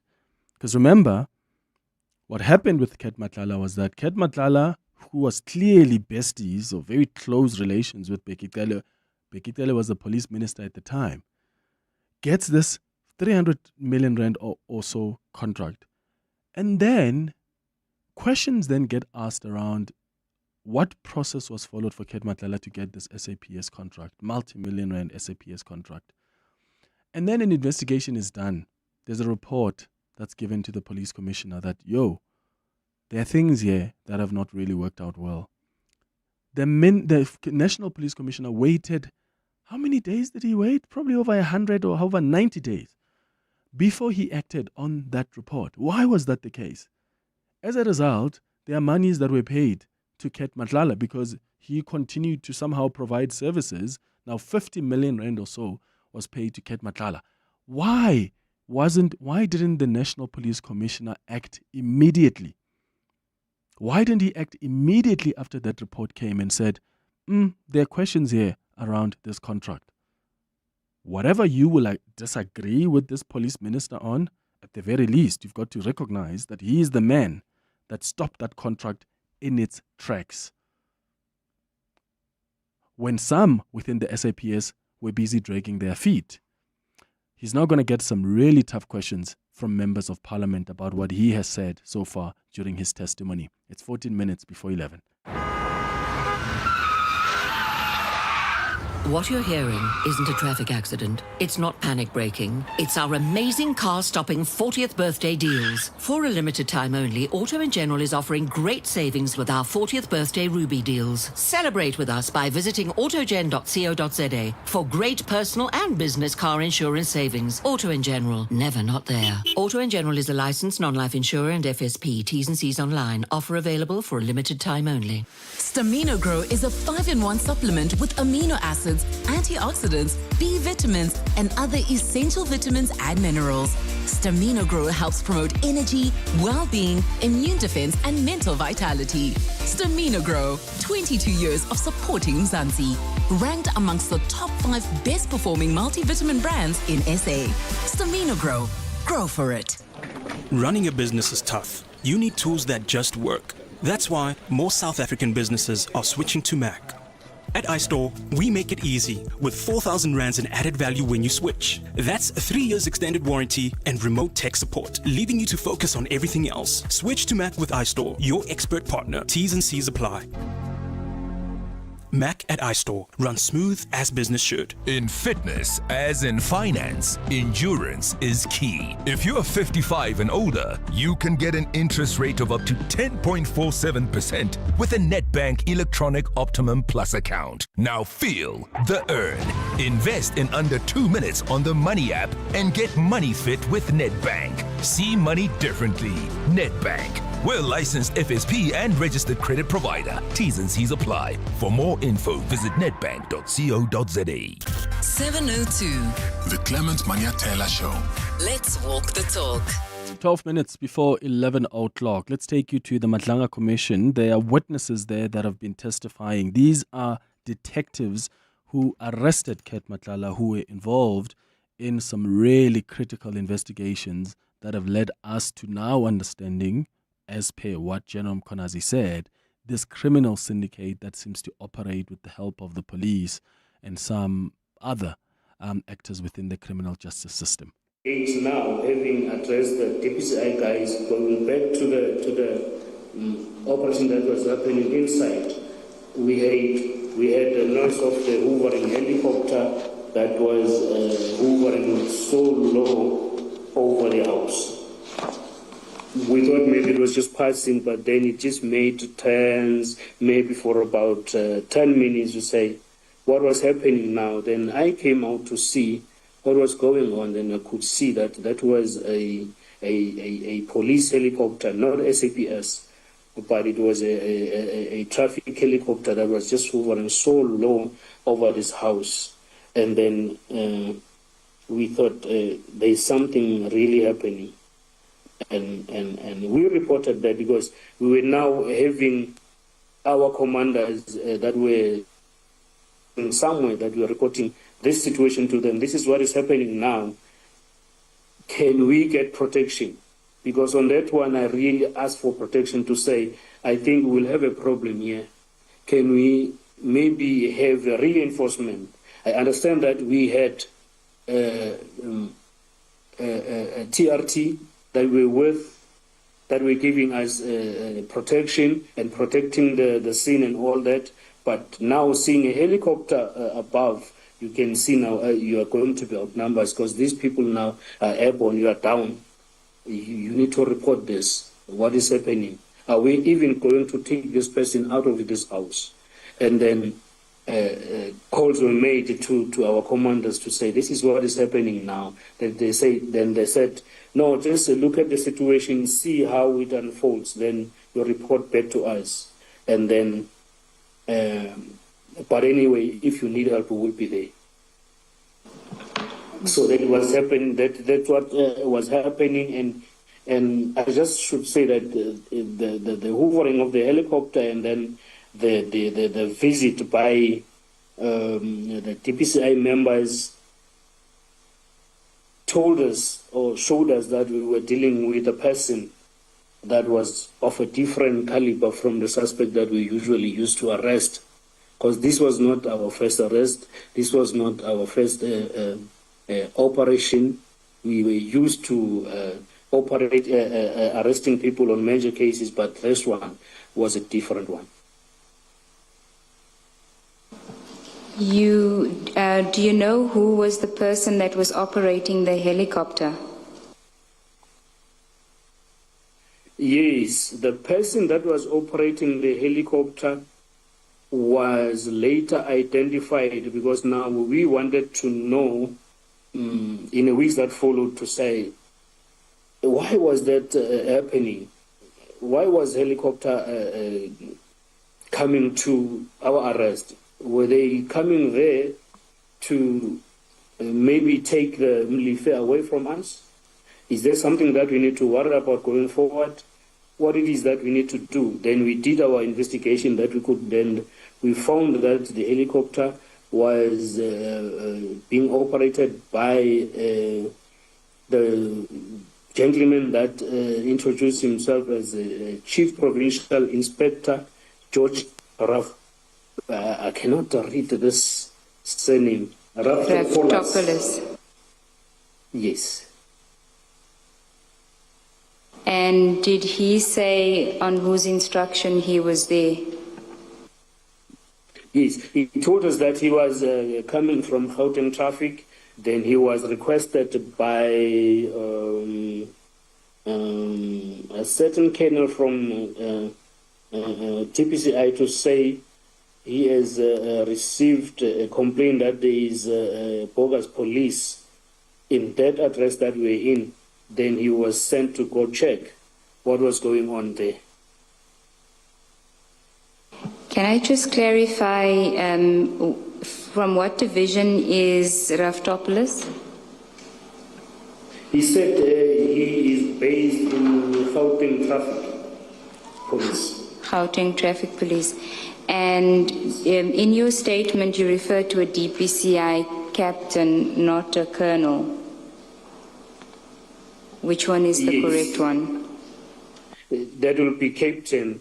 I just now do not have the details of who did he really say that he got the request to come assist there. Do you know if it could be the same Captain Kruger? Yes, that's correct.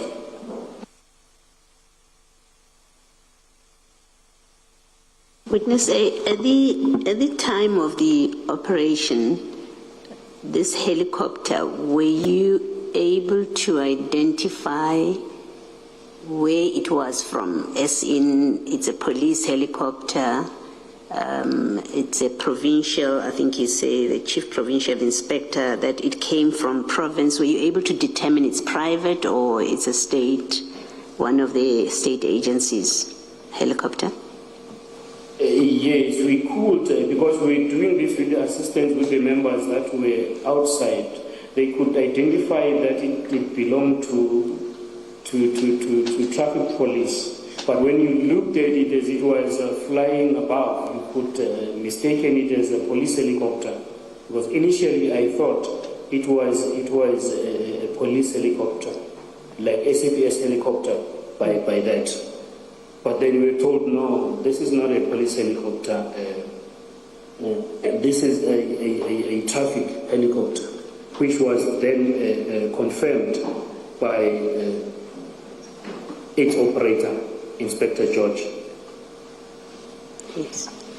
And the members of the DPCI that were there, how big a number was it? It was quite a number. I wouldn't really have a definitive number as to say there were 15 or 14, but it was quite a number because actually there was a lot of people outside the gate that came in support of Mlife. And then some did not introduce themselves as who they were. And then you would not come out of the gate and ask around who is this person and who is that person. So, but I did see this group that was wearing these easily identifiable TPCI shirts. That it was quite a group. And were they armed? The DPCI T-shirted people? I could not establish that from where I was standing, yes. Commissioners. Yes. How would you describe it? I'm asking whether they were armed because I want to try and establish whether you're able to describe what the situation, the atmosphere was like now that you've got a helicopter hovering. You have these many people that you're describing from the DPCI, TRT, your team, and whoever else might have been. What was the atmosphere? The atmosphere was quite tense. You could see that if this situation cannot be managed and controlled well now, anything can happen.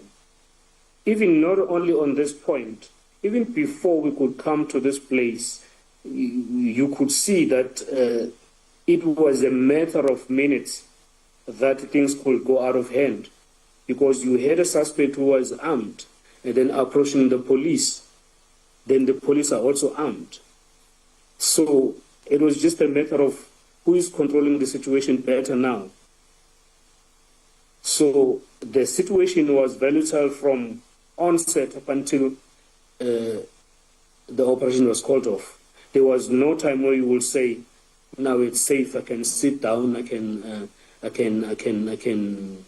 drink water, I can maybe have lunch. We didn't have lunch for that day, for the whole day, because you were kept on your feet, looking at the safety of this person that you are arresting, looking at the safety of yourself, looking at the safety of the family members that were there, his kids, because you didn't know who will come with what. More especially when you could see that they've got capabilities to come on air to say now you can, because when you're going to an operation, you look at the area, you say, okay, you will have your members at that corner, guarding that space, you got that small gate and all that. But now when they come airborne, how are you going to operate that? You're not even trained for that. Sure, yeah. That just goes to show how powerful some of these business people are. So they've been talking about when they went to arrest Katie Molefe and what they experienced and what the environment was like. By the way, Katie Molefe is out on bail now. There's another story News 24 was working on where they go into details about how after that engineer was killed, remember that engineer that was killed in a case of mistaken identity? There were people who were there in a Mercedes, in a Viano. The people who were in that car are cops. One of the cops is, I think it's detective or something, Tau. When they confiscated their phones, they found on the phone of one of these cops who were around the crime scene is actually someone who's been talking to Katie Molefe. In fact, after this engineer was killed, that cop texted Katie Molefe and said something like, I'm just paraphrasing, and says, hey, my brother, Rishab, Wakir, everything is fine. He's out on bail. And you hear what this witness A is testifying about, shows you how powerful, how connected these people are. It's a minute before 11. Welcome to the brand new days. Sail the world with Norwegian Cruise Line, with more to see, more to do, and more to enjoy. Plus, upgrade your holiday with NCL's More at Sea for premium beverages, specialty dining, and much more. Think international cruising. Think NCL. For the best deals available, visit ncl.com or contact your travel agent. Restrictions apply. Welcome to the brand new days. This is the story of our Nando's Flame Grilled Chicken, marinated for 24 hours in our unique peri-peri recipe. Kissed by fire, full of flavor, perfectly grilled. And like any story, this story of our full peri-peri chicken has two sides. Yours to choose, yours to share. Enjoy the Nando's full and two sharing meal. That's our full chicken and two sharing sides of your choice for only 277 Rand. Breathe in, insurance. Breathe out, pineapple. In, insurance. Breathe out, pineapple. Again. In, insurance. Out, pineapple. Again and again. Pineapple FSP 48650 is underwritten by Omart Insure Limited, a licensed non-life insurer and authorized FSP. This is EWN. Good morning, I'm Sfiso Zulu. One person has been killed and another seriously injured following a drive-by shooting in KwaZulu-Natal. Paramedics say the two men were attacked while driving in Durban this morning. The motive for the shooting is not yet known. ALS paramedic spokesperson Gary Jameson. Paramedics arrived on scene to find chaos and carnage as they found that a vehicle had been shot at numerous times, leaving both the driver and passenger with multiple gunshot wounds. Paramedics assessed the two men, believed to be in their 30s and 40s. However, one of them, the passenger, had sustained multiple gunshot wounds and there was nothing paramedics could do for him, and he was declared deceased at the scene. A police officer has told the Adhoc Commission how things turned upside down for him following an assessment on his life which deemed him high risk. Witness A is back today testifying in camera, saying he was part of a team that was investigating the murder of Vereniging engineer Ahmad Swart, who was shot multiple times while driving into his company premises last year. Swart was killed in a case of mistaken identity after his company Q-Tech filed a whistleblower report about massive price inflation in relation to a Transnet freight rail tender. Testifying before the Commission from a remote and undisclosed location this morning, Witness A describes how his life was impacted after the investigating team was provided 24-hour protection and relocated to safe houses. For 3 months, if I'm correct, we didn't go home. We were here. We celebrated Christmas here, starting from the early December to New Year's Eve and New Year's Day. We were here, not going home, not even disclosing to the people that are close to you where you are. In Parliament, suspended Police Minister Senzo Mchunu says he only knows controversial Northwest figure Brown Mokhotsi only as a comrade. Mchunu is continuing his testimony before Parliament's Adhoc Committee today, which is also investigating alleged political interference into the SAPS.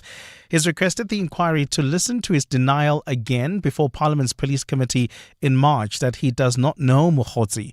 Evidence leader Norman Aronser questioned Mchunu about his affidavit in which he cautions against making assumptions when people claim to know him. Mchunu has tried to clarify distinctions between saying someone is an associate and a comrade.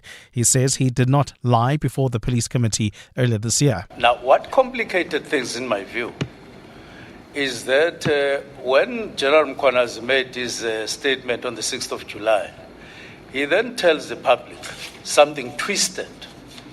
He says, Minister Mchunu said he doesn't know Brown Mokhotsi in Parliament, which I never said. I never said. But he tells the public something twisted.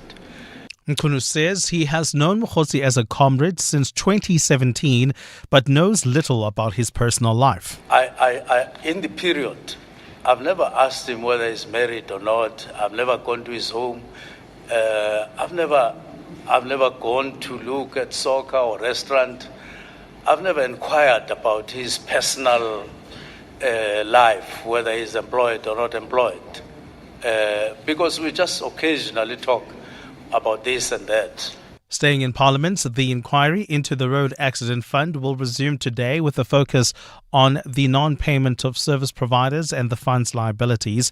This is the third week of inquiry being conducted by the Standing Committee on Public Accounts, which is investigating financial mismanagement and governance issues at the fund. Today, the inquiry is due to hear evidence from a former hospital which at one time was owed more than 300 million rand by the fund, forcing its closure. And a court in Slovakia has sentenced a suspect for the attempted assassination of Prime Minister Robert Fico. Juraj Sintula opened fire on Fico in May last year as the Prime Minister greeted his supporters. The judge in the case says Sintula was sentenced on terror charges because he acted with the motive to stop a proper functioning government. He will spend 21 years in prison. Gold is trading at $4,324.12 an ounce. The rand is at 17.26 to the dollar, 23.09 to the pound, 20.07 to the euro. Brent crude oil is at $60.98 a barrel. And in the traffic, we've got delays on the M1 South. This is between Glenhove Road and Harton Drive due to roadworks. There's also queuing traffic on the M2 West between the Crown Interchange and Main Reef Road. A cloudy day in store for Gauteng with isolated showers expected in the afternoon. The temperatures will peak at highs between 20 and 24 degrees. The top story in EWN this hour: one person has been killed and another seriously injured following a drive-by shooting in KwaZulu-Natal. EWN, in touch, in tune, and independent. For the latest, visit ewn.co.za or download the EWN app. You're with Clement Manyathela on 702. Let's walk the talk. Streaming on the Prime Media Plus app. DSTV channel 856. 92.7 and 106 FM.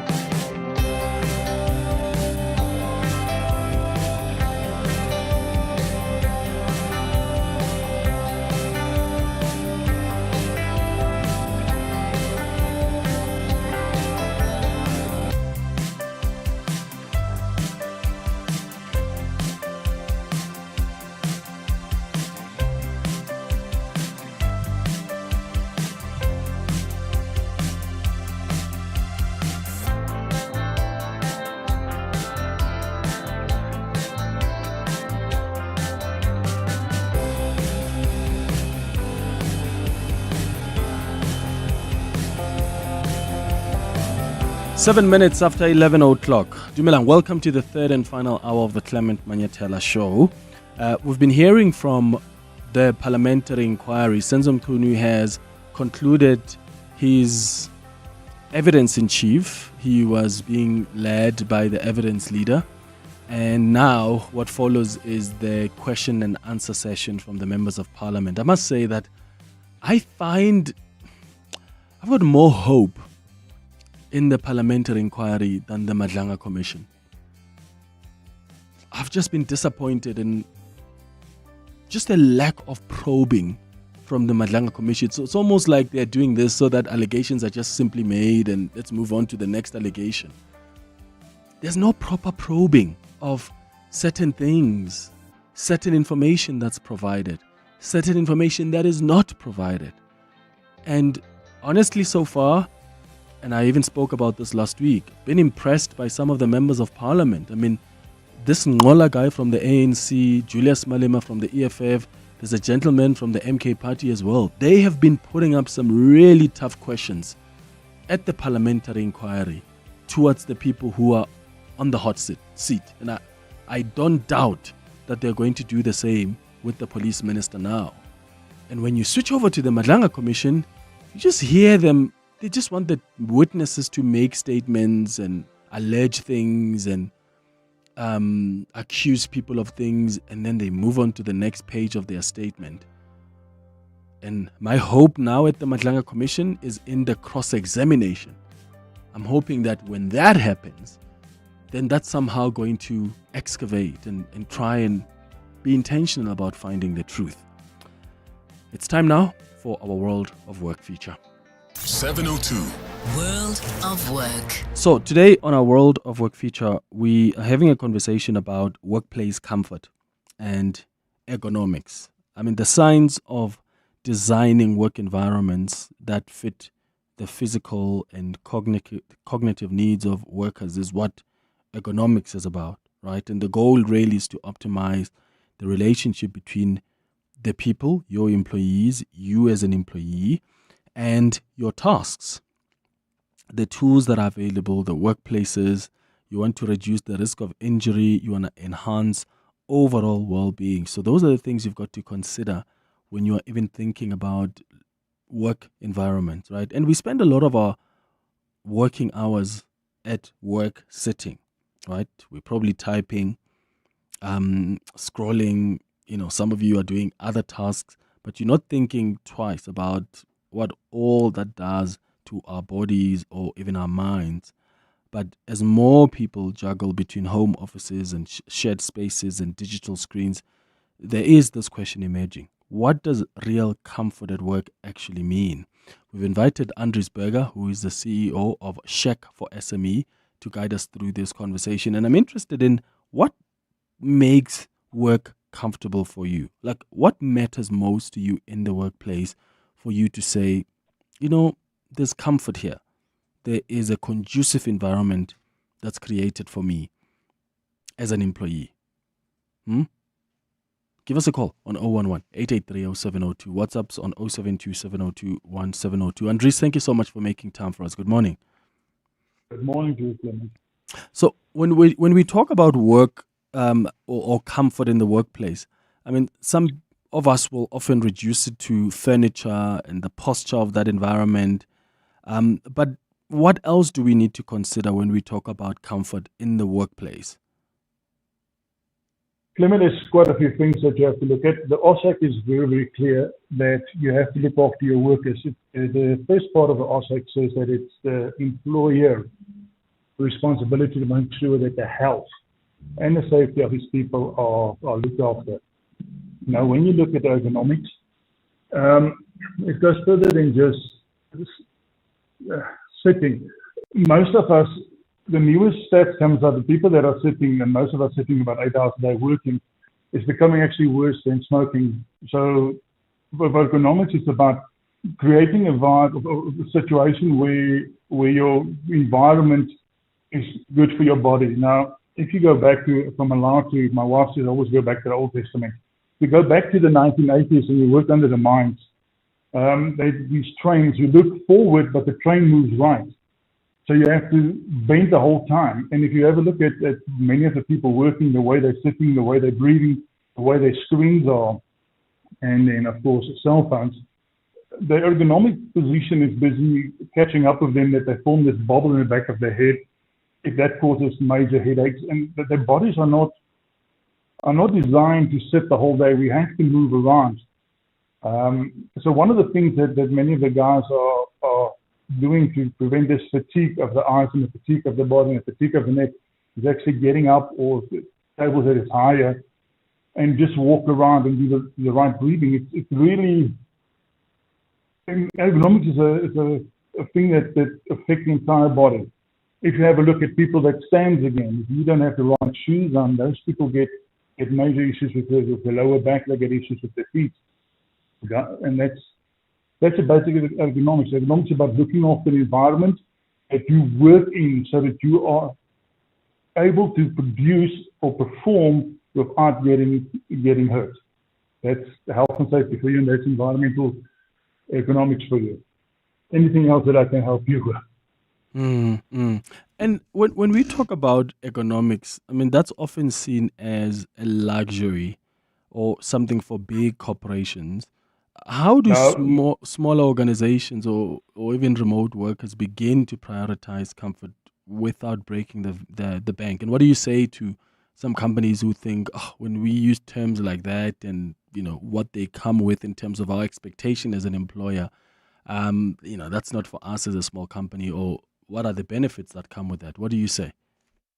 All right, let's go back. A company has got one goal and one goal only, whether they like to admit it or not, needs to make money. So what they want out of the employees is maximum productivity. You can't have maximum productivity out of the employees if they are working in uncomfortable, unsafe circumstances or areas. So a stupid example will be the chair they sit on. If that chair is not ergonomically helping them to produce, that's what the chair is there for, is to help you so you're uncomfortable so you can actually produce better work. If you work on many of your clients or your people listening work in manufacturing and they work on the floor, if they are not looked after, their feet is not looked after by standing the whole day, that becomes uncomfortable. And you must understand, a few years ago they did studies, and it's proved that if the guys are not comfortable in the work that they do, or they're not looked after in a way that suits them in their bodies, that people get sick. Now, every time a person gets sick, you must remember that's costing you productivity. That's your bottom line that's busy getting hurt. That's clients that's not looking after. That's your bottom line that's not getting hurt. The whole idea of ergonomics is to make people work in a work that is comfortable, not uncomfortable, not painful.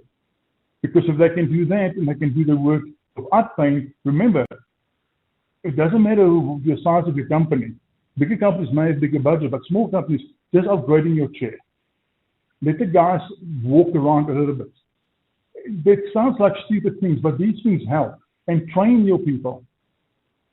Without training, it is virtually impossible to create a culture where people understand that they have a responsibility towards themselves. The owners of the companies have a responsibility towards their workers, because that's what the Act says. And then if they then look after the workers so they're comfortable in doing their work, more work will be produced. And then you get people into that does ergonomic risk assessments, that does ergonomic audits, and you see, listen, you need to change that. Listen, you need to change that. And again, people think you have to do it all at once. No, it's a question of doing it over a period of time. And one of the studies that they've done is to do with ergonomics. They've changed the lighting of the company. And just by changing that, bring it to the standard that it is, there was a massive increase in productivity. That is what the owner of the company has. Safety is not there to nail him or to make his life uncomfortable. Safety is there to protect both the workers and the employees. And in the end of the day, you want a culture where there's productivity being generated. And economics is one of the things that help it. Yeah, look, Andries, this is so important. And I wonder, what our listeners' thoughts are in terms of their work environments. How is your working environment? Let me ask a direct question like that. Are you happy with the conditions? Are they comfortable? Are they safe conditions? Can you walk around? Because some people think about working spaces that must actually stimulate alertness and stimulate productivity, but you need a workplace that also supports wellness, right? You need a workplace, not necessarily, workplace that makes you so comfortable, and then you end up being complacent. No, of course you need to strike a balance. And I'm interested in your working environment. How do you assess it? How comfortable are you? How uncomfortable is it? And what makes it comfortable and what makes it uncomfortable? And how does that, at the end of the day, then even affect your productivity? 011-883-0702. You can send your WhatsApps as well on 072-702-1702. 702. World of Work. There's a question I've got here, Andres, from one of our listeners who wants to know where does ergonomics then feature in a world of hybrid and digital work? Like how is this idea of ergonomics evolving to also just accommodate this fast, evolving world of work? Right. I go back again. The area that you work in, the table you work on, the right height. The chair that you work on, protect your lower back if you sit and working. The lighting in your place must be so that you can read and see what you're doing. If it's too dark or too light, that can hurt you.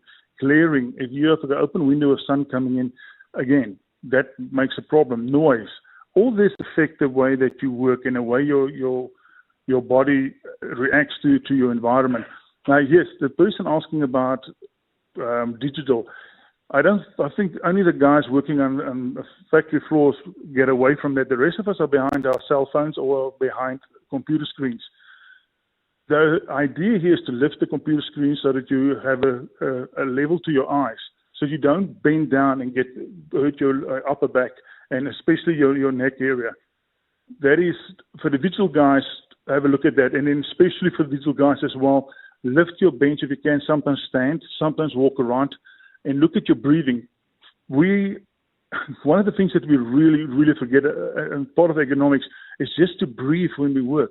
We are so focused on the screens that we forgot that we're human. Sometimes just get up, take a step around the table or 5 steps away, take a little breathing and go back, and then focus again.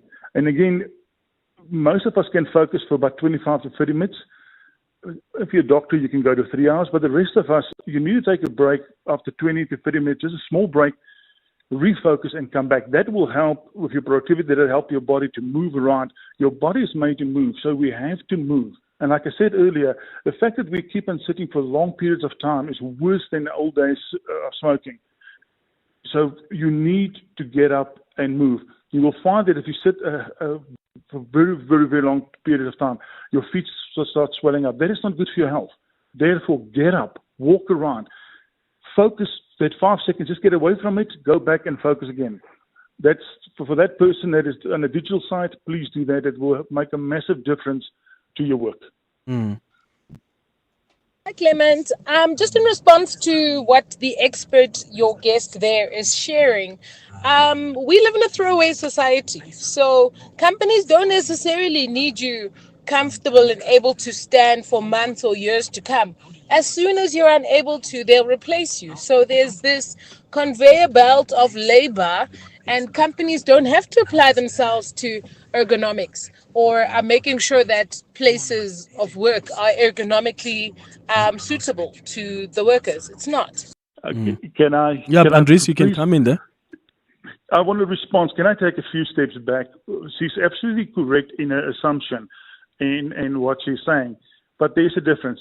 Firstly, companies need to make money. So let's go to health and safety as a fundamental, as it's set out in the law. There's 3 pillars to health and safety. One is financial, which we will talk about now. One is moral, and one is legal.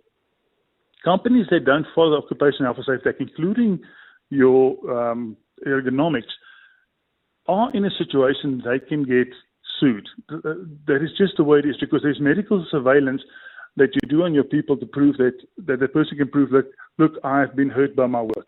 You see this many times in the mines. You see this occupational health and safety in the construction. Just because it hasn't moved into the boardrooms or into most of the companies doesn't mean it's not there. There's penalties if you don't follow these regulations. And we are not a throwaway society. The new stats actually show that the human contact of human work is becoming a hell of a lot more important than what before it is. People want to talk to people. People want to communicate with people. So no, corporations think we're a throwaway. We are not. We are very important. As people, we are very important. And Occupational Health and Safety Act is there to protect us.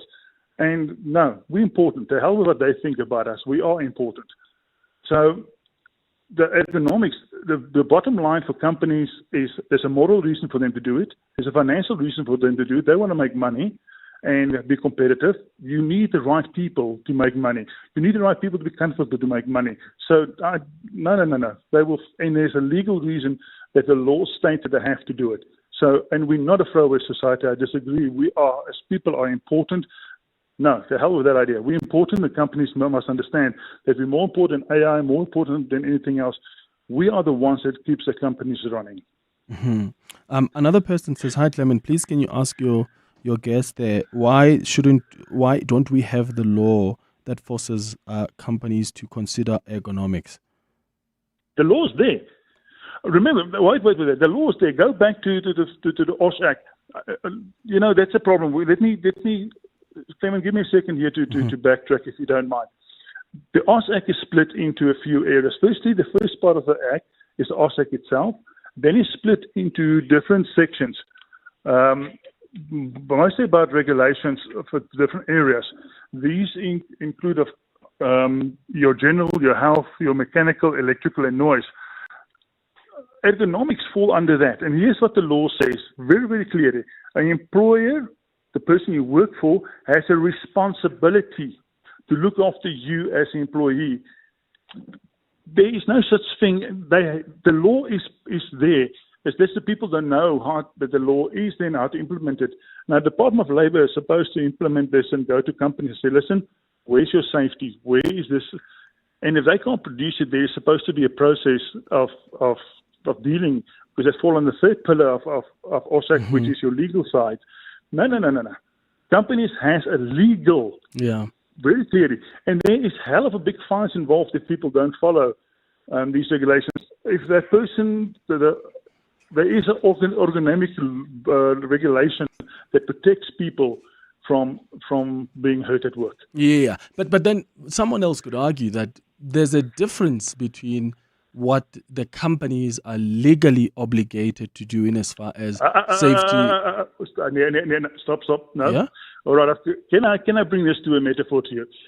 I don't know if you're married or not. This morning your wife said, when you get home tonight, there's a word she used, you shall bring milk.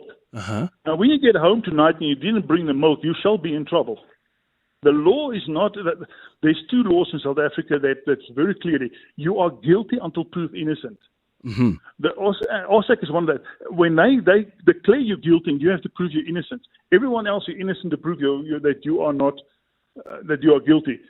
The OSAC is very clear. If the people say you're guilty, then you have to prove your innocence. People like when we come to the audit. No. The OSAC, you don't mess around. That thing bites. Hold on a second, Andres. Let me put the point that I was trying to make to you. I'm saying, one person would argue that, of course, the companies will say, this is what we are legally obligated to do to ensure safety in the workplace. But ensuring comfort in the workplace can also be subjective. For instance, I know of workplaces where a simple chair is not conducive enough for you to be sitting there for the hours you expected to be at work for, because you end up with back pains, and the company will still tell you, well, we don't have enough money to buy proper chairs. It's a simple example of just a simple chair. You've said you still, as a company, needs to create a conducive environment that's comfortable enough for Clement to be able to, when I'm sitting on a chair and I'm broadcasting for 3 hours, it's a chair that actually I'm comfortable on and I'm able to be productive without complaining constantly about my back. So What do you say then to companies that say, don't worry, the building is not going to fall off. We've got all the safety signs. So we followed all of those processes. But yeah, a chair is a chair. Just make it work. We just don't have money to get a comfortable one. But that's still comfort, isn't it? Not if the medical surveillance shows that person gets hurt. Not if that person complains of back injury. Not if that person hands in complaints. Then the company has to respond to that. They have no choice about it. And if they say don't have money, fair, not a problem. Then wait, tell us in how many months are you going to put 20, 30, 40 rand aside so you can buy me a new chair? And why can't you buy me a second-hand chair? Why can't you buy me a chair for flipping Timo if you have to? That's a third the price. You understand? No, man, there's no excuse.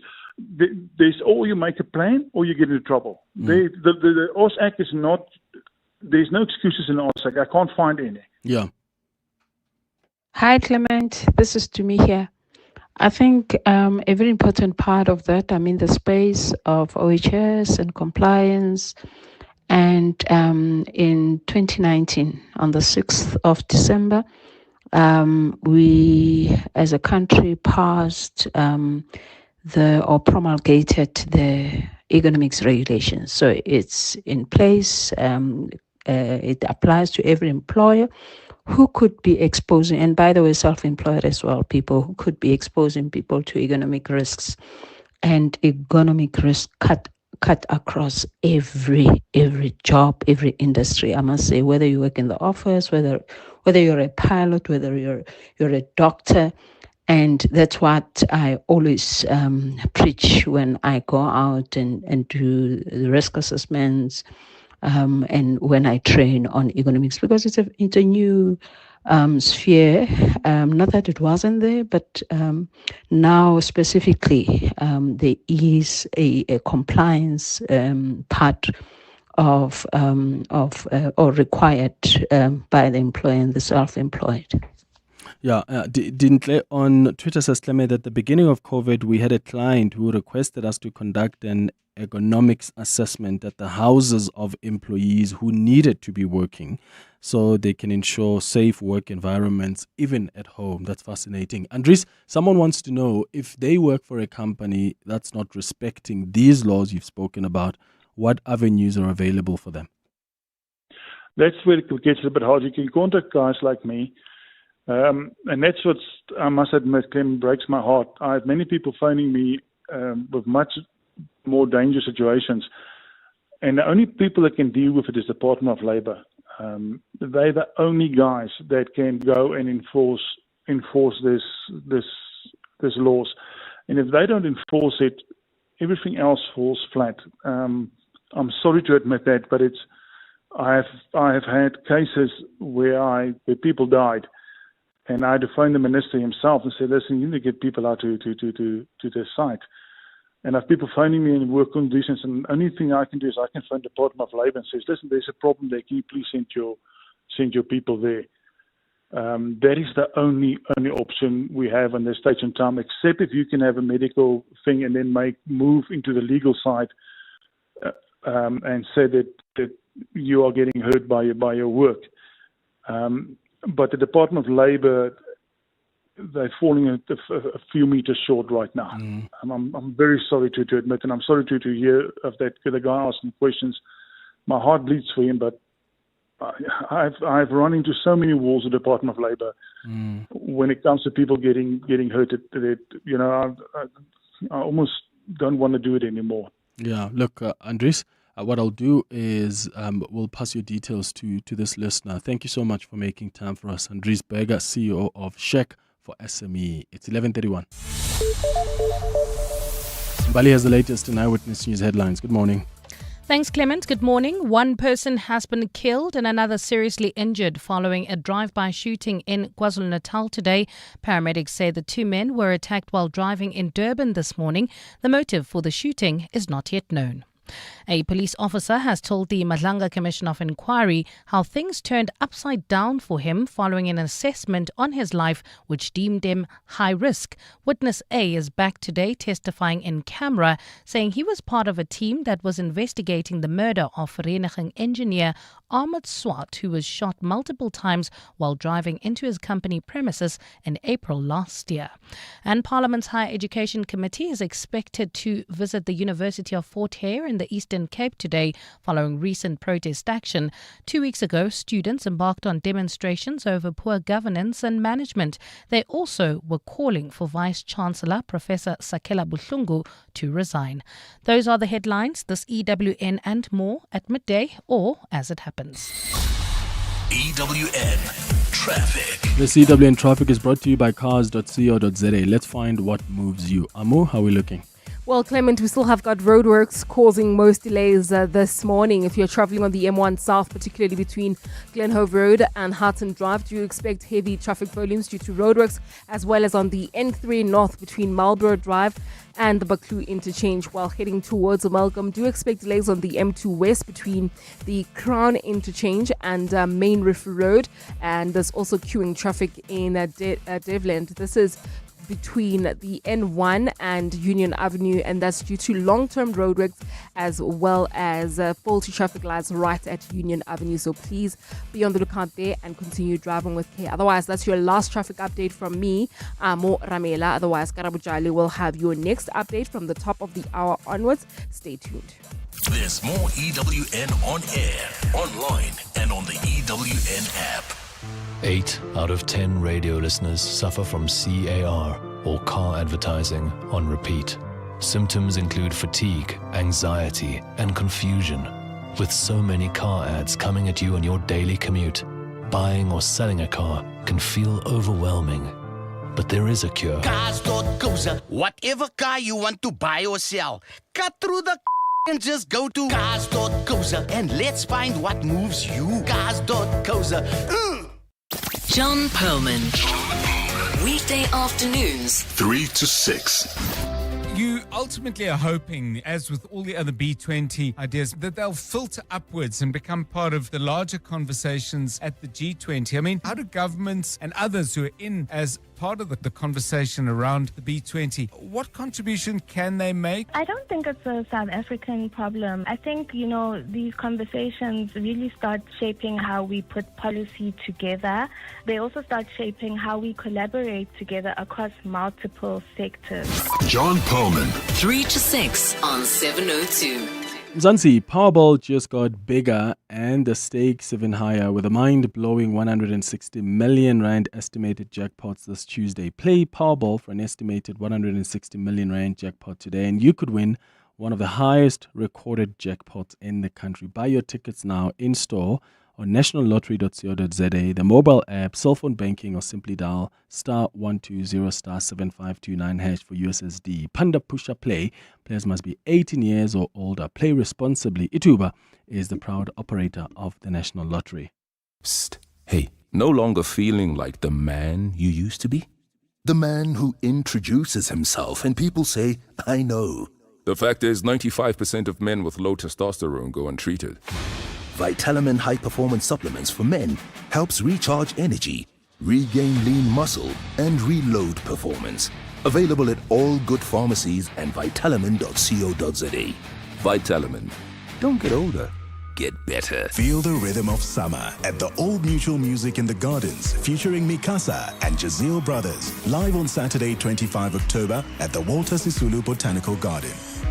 Experience soulful sounds, sunshine, and good vibes in one of Joburg's most beautiful settings. Get your tickets now at webtickets.co.za. Proudly presented by Old Mutual, 702 and Breakout Events. The future of mobility is here, and it's powered by clean energy. Join business leaders, policymakers, and innovators at the NEV Summit 2025, taking place on 22 and 23 October. Together, we're driving Africa's green industrial revolution, building new industries, creating jobs, and positioning Gauteng as the hub of sustainable mobility. Visit EV Summit 2025 2025.co.za to learn more. The NEV Summit 2025, driving Gauteng towards a green automotive economy. KwaZulu-Natal is South Africa's fastest growing business tourism hub, and the numbers prove it. Since 2020, business events have injected 1.8 billion rand into the province, driving inclusive growth across the tourism value chain. So tomorrow,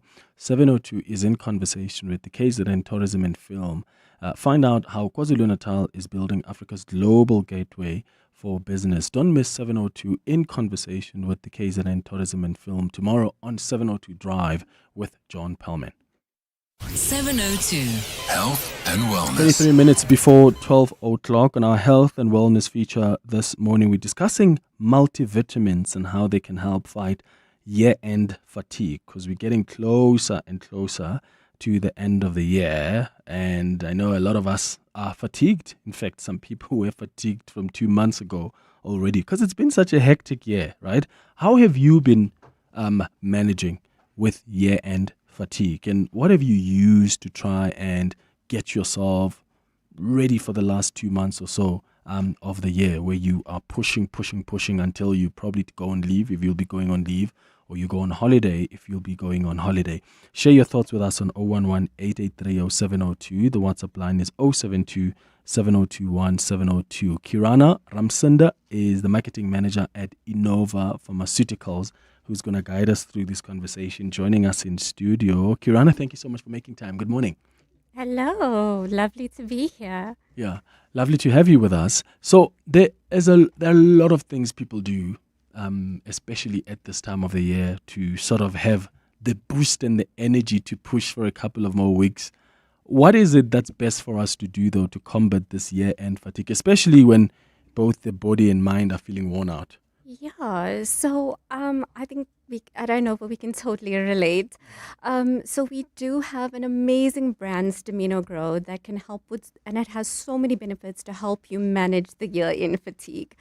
It's an amazing 5-in-1 supplement, and what makes it so special is that it has amino acids, antioxidants, those B vitamins, which we all look for, and other essential vitamins and minerals, all combined in one amazing tablet.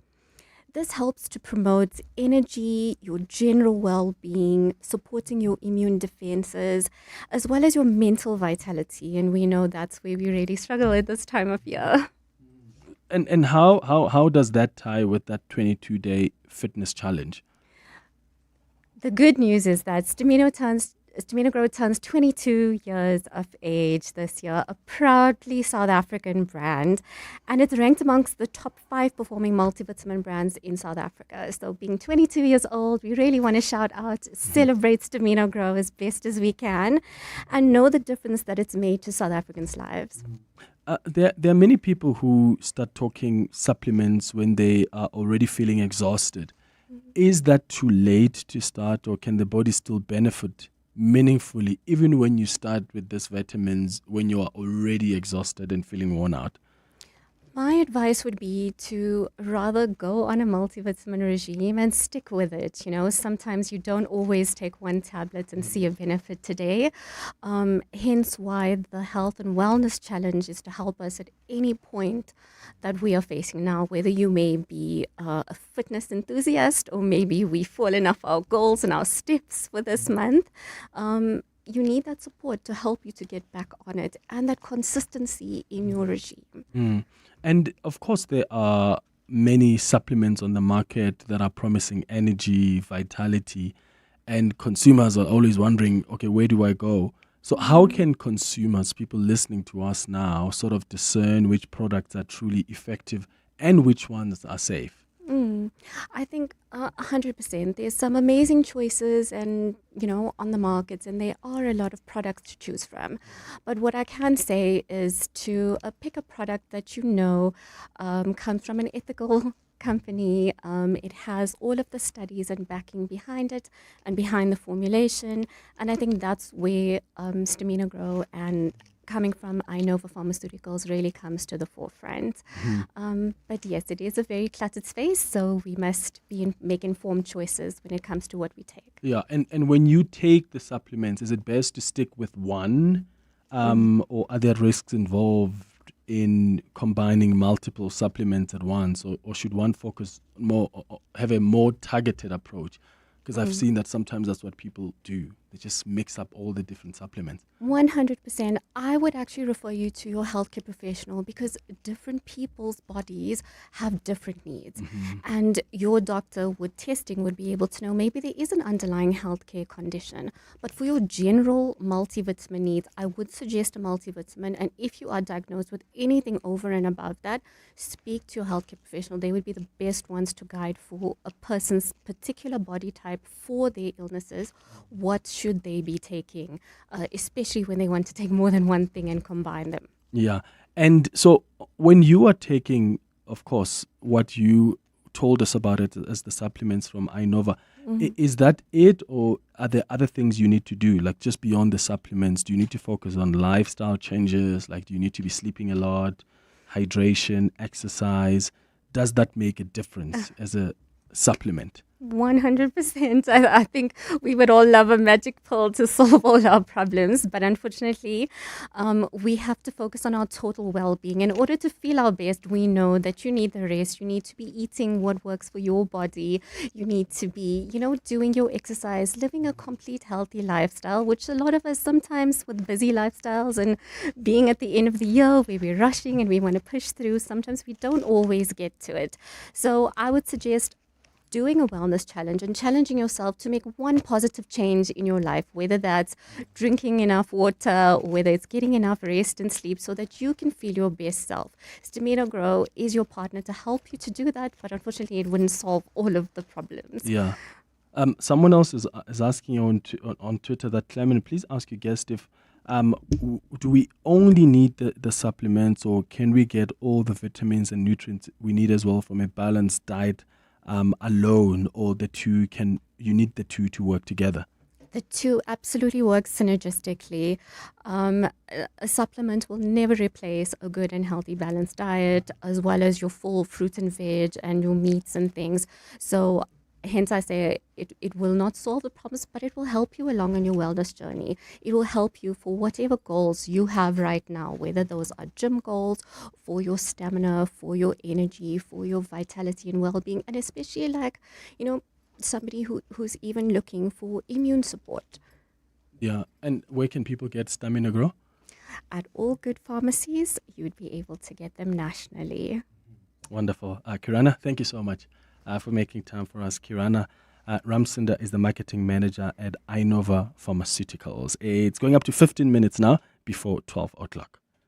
Aubrey Masango. Weekday evenings, 8 to midnight. We need to be a bit honest with ourselves. The corruptor and the corruptee are part of the same corruption. When you create a narrative that says, no, I was ignorant in this transaction, but like a deranged fool. And now we must sit here and be, shame, you didn't know.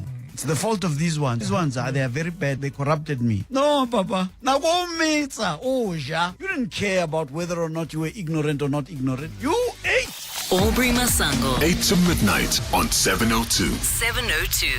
Don't let high business insurance premiums drain your cash flow. Switch to Outrance Business Insurance and you could get a massive 20% discount on your premium. For plumbing, electrical, tradesmen services and other industries, Outrance Business Insurance are trusted experts in insuring your business. It's time to get more out of your business insurance. Get a quick and easy quote today. Call 08600 60,000 or visit outrance.co.za. Licensed insurer and FSP. T's and C's and information online. Medical care, like music, needs continuity, a steady rhythm and pattern. Patients attended to on time, medication taken as prescribed. Cut the rhythm and it falls apart. Right now, global funding cuts are restricting access to healthcare.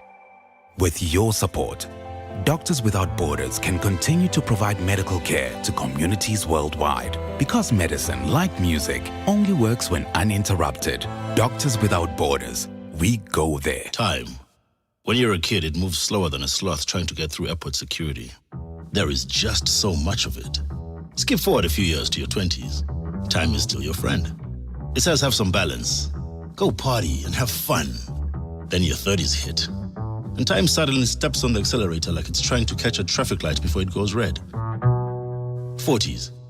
Now time is moving faster than your 10-year-old on a sugar high. 50. You're desperately trying to save as much as you can, but time is moving so fast. And all you can think is, where did all the time go?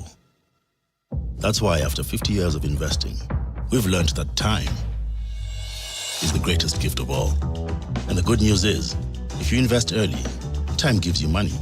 And then money gives you more time for some much-deserved you time. Now, isn't that a compelling enough reason to invest? Ellen Gray. Long-term investing. Ellen Gray is an authorized FSP. In business today, staying connected and efficient is everything. Vodacom Business is helping companies communicate, collaborate, and grow with smart, reliable solutions. This Thursday from 3 p.m., catch the afternoon drive with John Pellman as he chats to Vodacom Business about how they are helping companies work smarter and stay ahead in a fast-moving world. Only on 702. Let's walk the talk. You're with Clement Manyathela. 702. Let's walk the talk. 13 minutes before 12 o'clock, Senzo Mchunu, the Minister of Police, who's on special leave, has already started taking some tough questions from members of Parliament. So let's take you back to Parliament as we wrap up our show. As the mayor, Xolile Nkompela, a municipal speaker, was ambushed and killed while returning home after campaigning for the ANC in Tsolo, in the Eastern Cape. Xolile Nkompela is still alive. And kicking.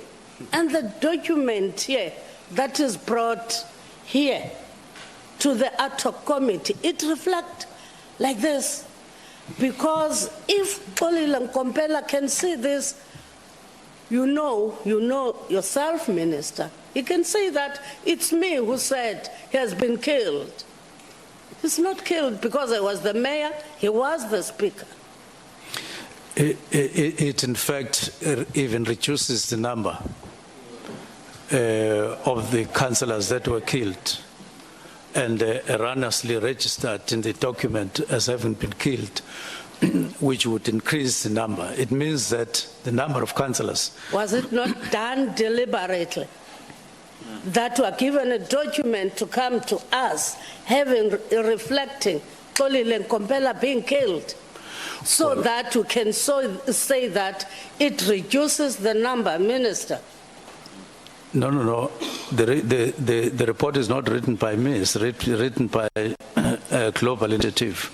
But I'm saying the effect thereof is that if we thought that that report was accurate, it would mean that the number of councillors killed is plus or inclusive of that councillor, when in fact it is minus that councillor. It means that it's an error. I think we must put it straight. Xolile Nkompela is still alive. And that is great news. Honorable Sokanyile. And that is positive news the report from where I sit. The report that you refer to, who brought it here? I went to the lady to ask. Is it part of your document? Is it part of your submission, it's part of Minister? The minister's submission. Yes, it is me who spoke to my lawyers to bring that report to their attention. And if there's an error, all we need to do as a collective is to, on my side maybe, raise my hands and say there was an error on the side of the global initiative. But in essence, that report talks about 4 categories, as I spoke last time, 4 categories of murder in South Africa, in KZN in particular, and give estimates which I believe are quite next to accurate from where I sit. But if you are then suggesting that just because there was that error, it shouldn't be, we shouldn't register the contents of the whole report, I would disagree. Errors do happen. Honorable Minister, may you please confine yourself to the statement about Nkompela, or if there is other Nkompela, because I know where I come from, you may find in a village you have 5 or 6 Mulapila Khanyan. So what is your response to the name that has been mentioned there? I have noted the honorable members, Honorable Skosana and Honorable Shonga. I'll give you time to speak. If we can just deal with this part of Mr. Khompela. I have no reason whatsoever to doubt the honesty of the honorable member, who I happen to know personally, Honorable Member Sokanyil. I believe that she's correct in what she's bringing my attention to. Okay, Honorable Skosana. Are you fine, Honorable Sokanyil? Okay, Honorable Skosana. Thank you, Chair. I don't think it's appropriate, Chair, for the Minister to downplay what we were given and were told this document is part and parcel of the Minister's submission to us. And I mean, it means we must discard this information which were given to us, because it means he did not peruse the document, whether it's his lawyers, but he must take responsibility of this document. He can't downplay this. I mean, we were given this document this morning. We were told by the lady to say this document comes from the minister. It can't be downplayed, Chair. I don't think we are really. We have to take this thing as easy as that. That, you know what, the minister is distancing himself from the document. It can't be, Chair. Please protect us, Chair. Okay. Honorable Shongwe. No, Chair, I was in line with Honorable Skosana, but Chair, please protect us. The minister has a tendency of ukusibonisa indlela akhuthele ngayo. Ubuzwa lo umbuzo asiphendula into yaseJohn yakaJohn waseNiniva ayilandele kude, and that takes isikhathi, Chair. So siyacela ukuthi angasibonisa ukukhuthala kwakhe. And number 2, Chair, if leli phepha ezenalo yena akalithembi akasitshele manje silijikise, ngoba if already seline error A1, how many more are there? So we must deal with this document immediately. Do we accept it or not? If utili right linje asiqhubeka nalo linje, sazi ukuthi uxola ubani lo la uphilayo. Oh yabonaka. No, thank you. Do you want to say something, Honorable Ngola? Okay. No, Honorable Minister, the members are right. You have to take responsibility for the material that have been submitted before us, especially that you make reference that these submissions have been made through the assistance of your legal team. You can imagine if Mr. Khompela or his family or people who know him are following the proceedings now, it may cause a very serious inconvenience on his part. Or if I arrive at home now, I just switch on television and I hear that Mr. Khompela is no more, I start sending messages of condolence to his family, because it's something which is being said in Parliament. I don't even have time to check the veracity of such statements. I think it can cause very, very serious inconveniences. And I think you, here on record, you must apologize for submitting that material, but also make an apology to whoever it may concern. Thank you so much. I take full responsibility. Even before, I didn't say it is just lawyers that brought it, and I said I did insist that that report be brought to my lawyers. I didn't disown the report or the fact that it was brought in here. And so I take responsibility of ensuring that the report is brought in here. But I do acknowledge that it is clearly written that that's the Global Initiative report, which I identify with by and large. But I acknowledge that it has that error in relation to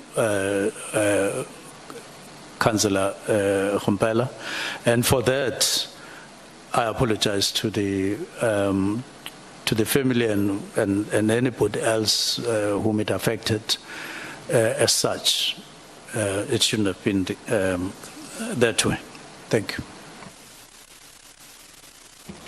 Honorable, thank you so much, honorable members. Honorable Ngola, it is now your time. Thank you very much, Chair. Chair can also attest that Mr. Xolile Ngombela is alive and kicking, busy organizing horse racing events down there by Tsolo. I can give you his number so that you video call him through the lunchtime. But do you know if there is other citizen using the same names? No, Chair, there's only one Xolile Ngombela who's a former speaker from Tsolo. Oh my goodness. It's 3 minutes before 12 o'clock. Do you live in an estate, complex or sectional title scheme? The Community Schemes Ombud Service invites you to the Seesaw Sindaba 2025 on the 23rd and 24th of October at the Canvas Riversands Fourways. Join the Minister of Human Settlements, Thembi Simelane, alongside government officials, industry experts and key stakeholders as we explore the future of harmonious living in estates. Register today on seesaws.org.za or on our social media platforms. Corporates That Care promotes and encourages corporate leaders and all citizens to walk the talk for a better South Africa. Catch Corporates That Care this Wednesday at 10 to 9, featuring Pick and Pay. Their group CEO, Sean Summers, will be in conversation with Bongani Bingwa. Join us every Wednesday as we highlight the efforts of companies and brands dedicated to building our country. Corporates That Care is a Prime Media Cares initiative with 702 and Prime Media Outdoor. 702, let's walk the talk and make a difference together. Breathe in. Insurance. Breathe out. Pineapple. In. Insurance. Breathe out. Pineapple. Again. In. Insurance. Out. Pineapple. Again. And again. Pineapple FSP 48650 is underwritten by Omart Insure Limited, a licensed non-life insurer and authorized FSP. Coming up on the Midday Report.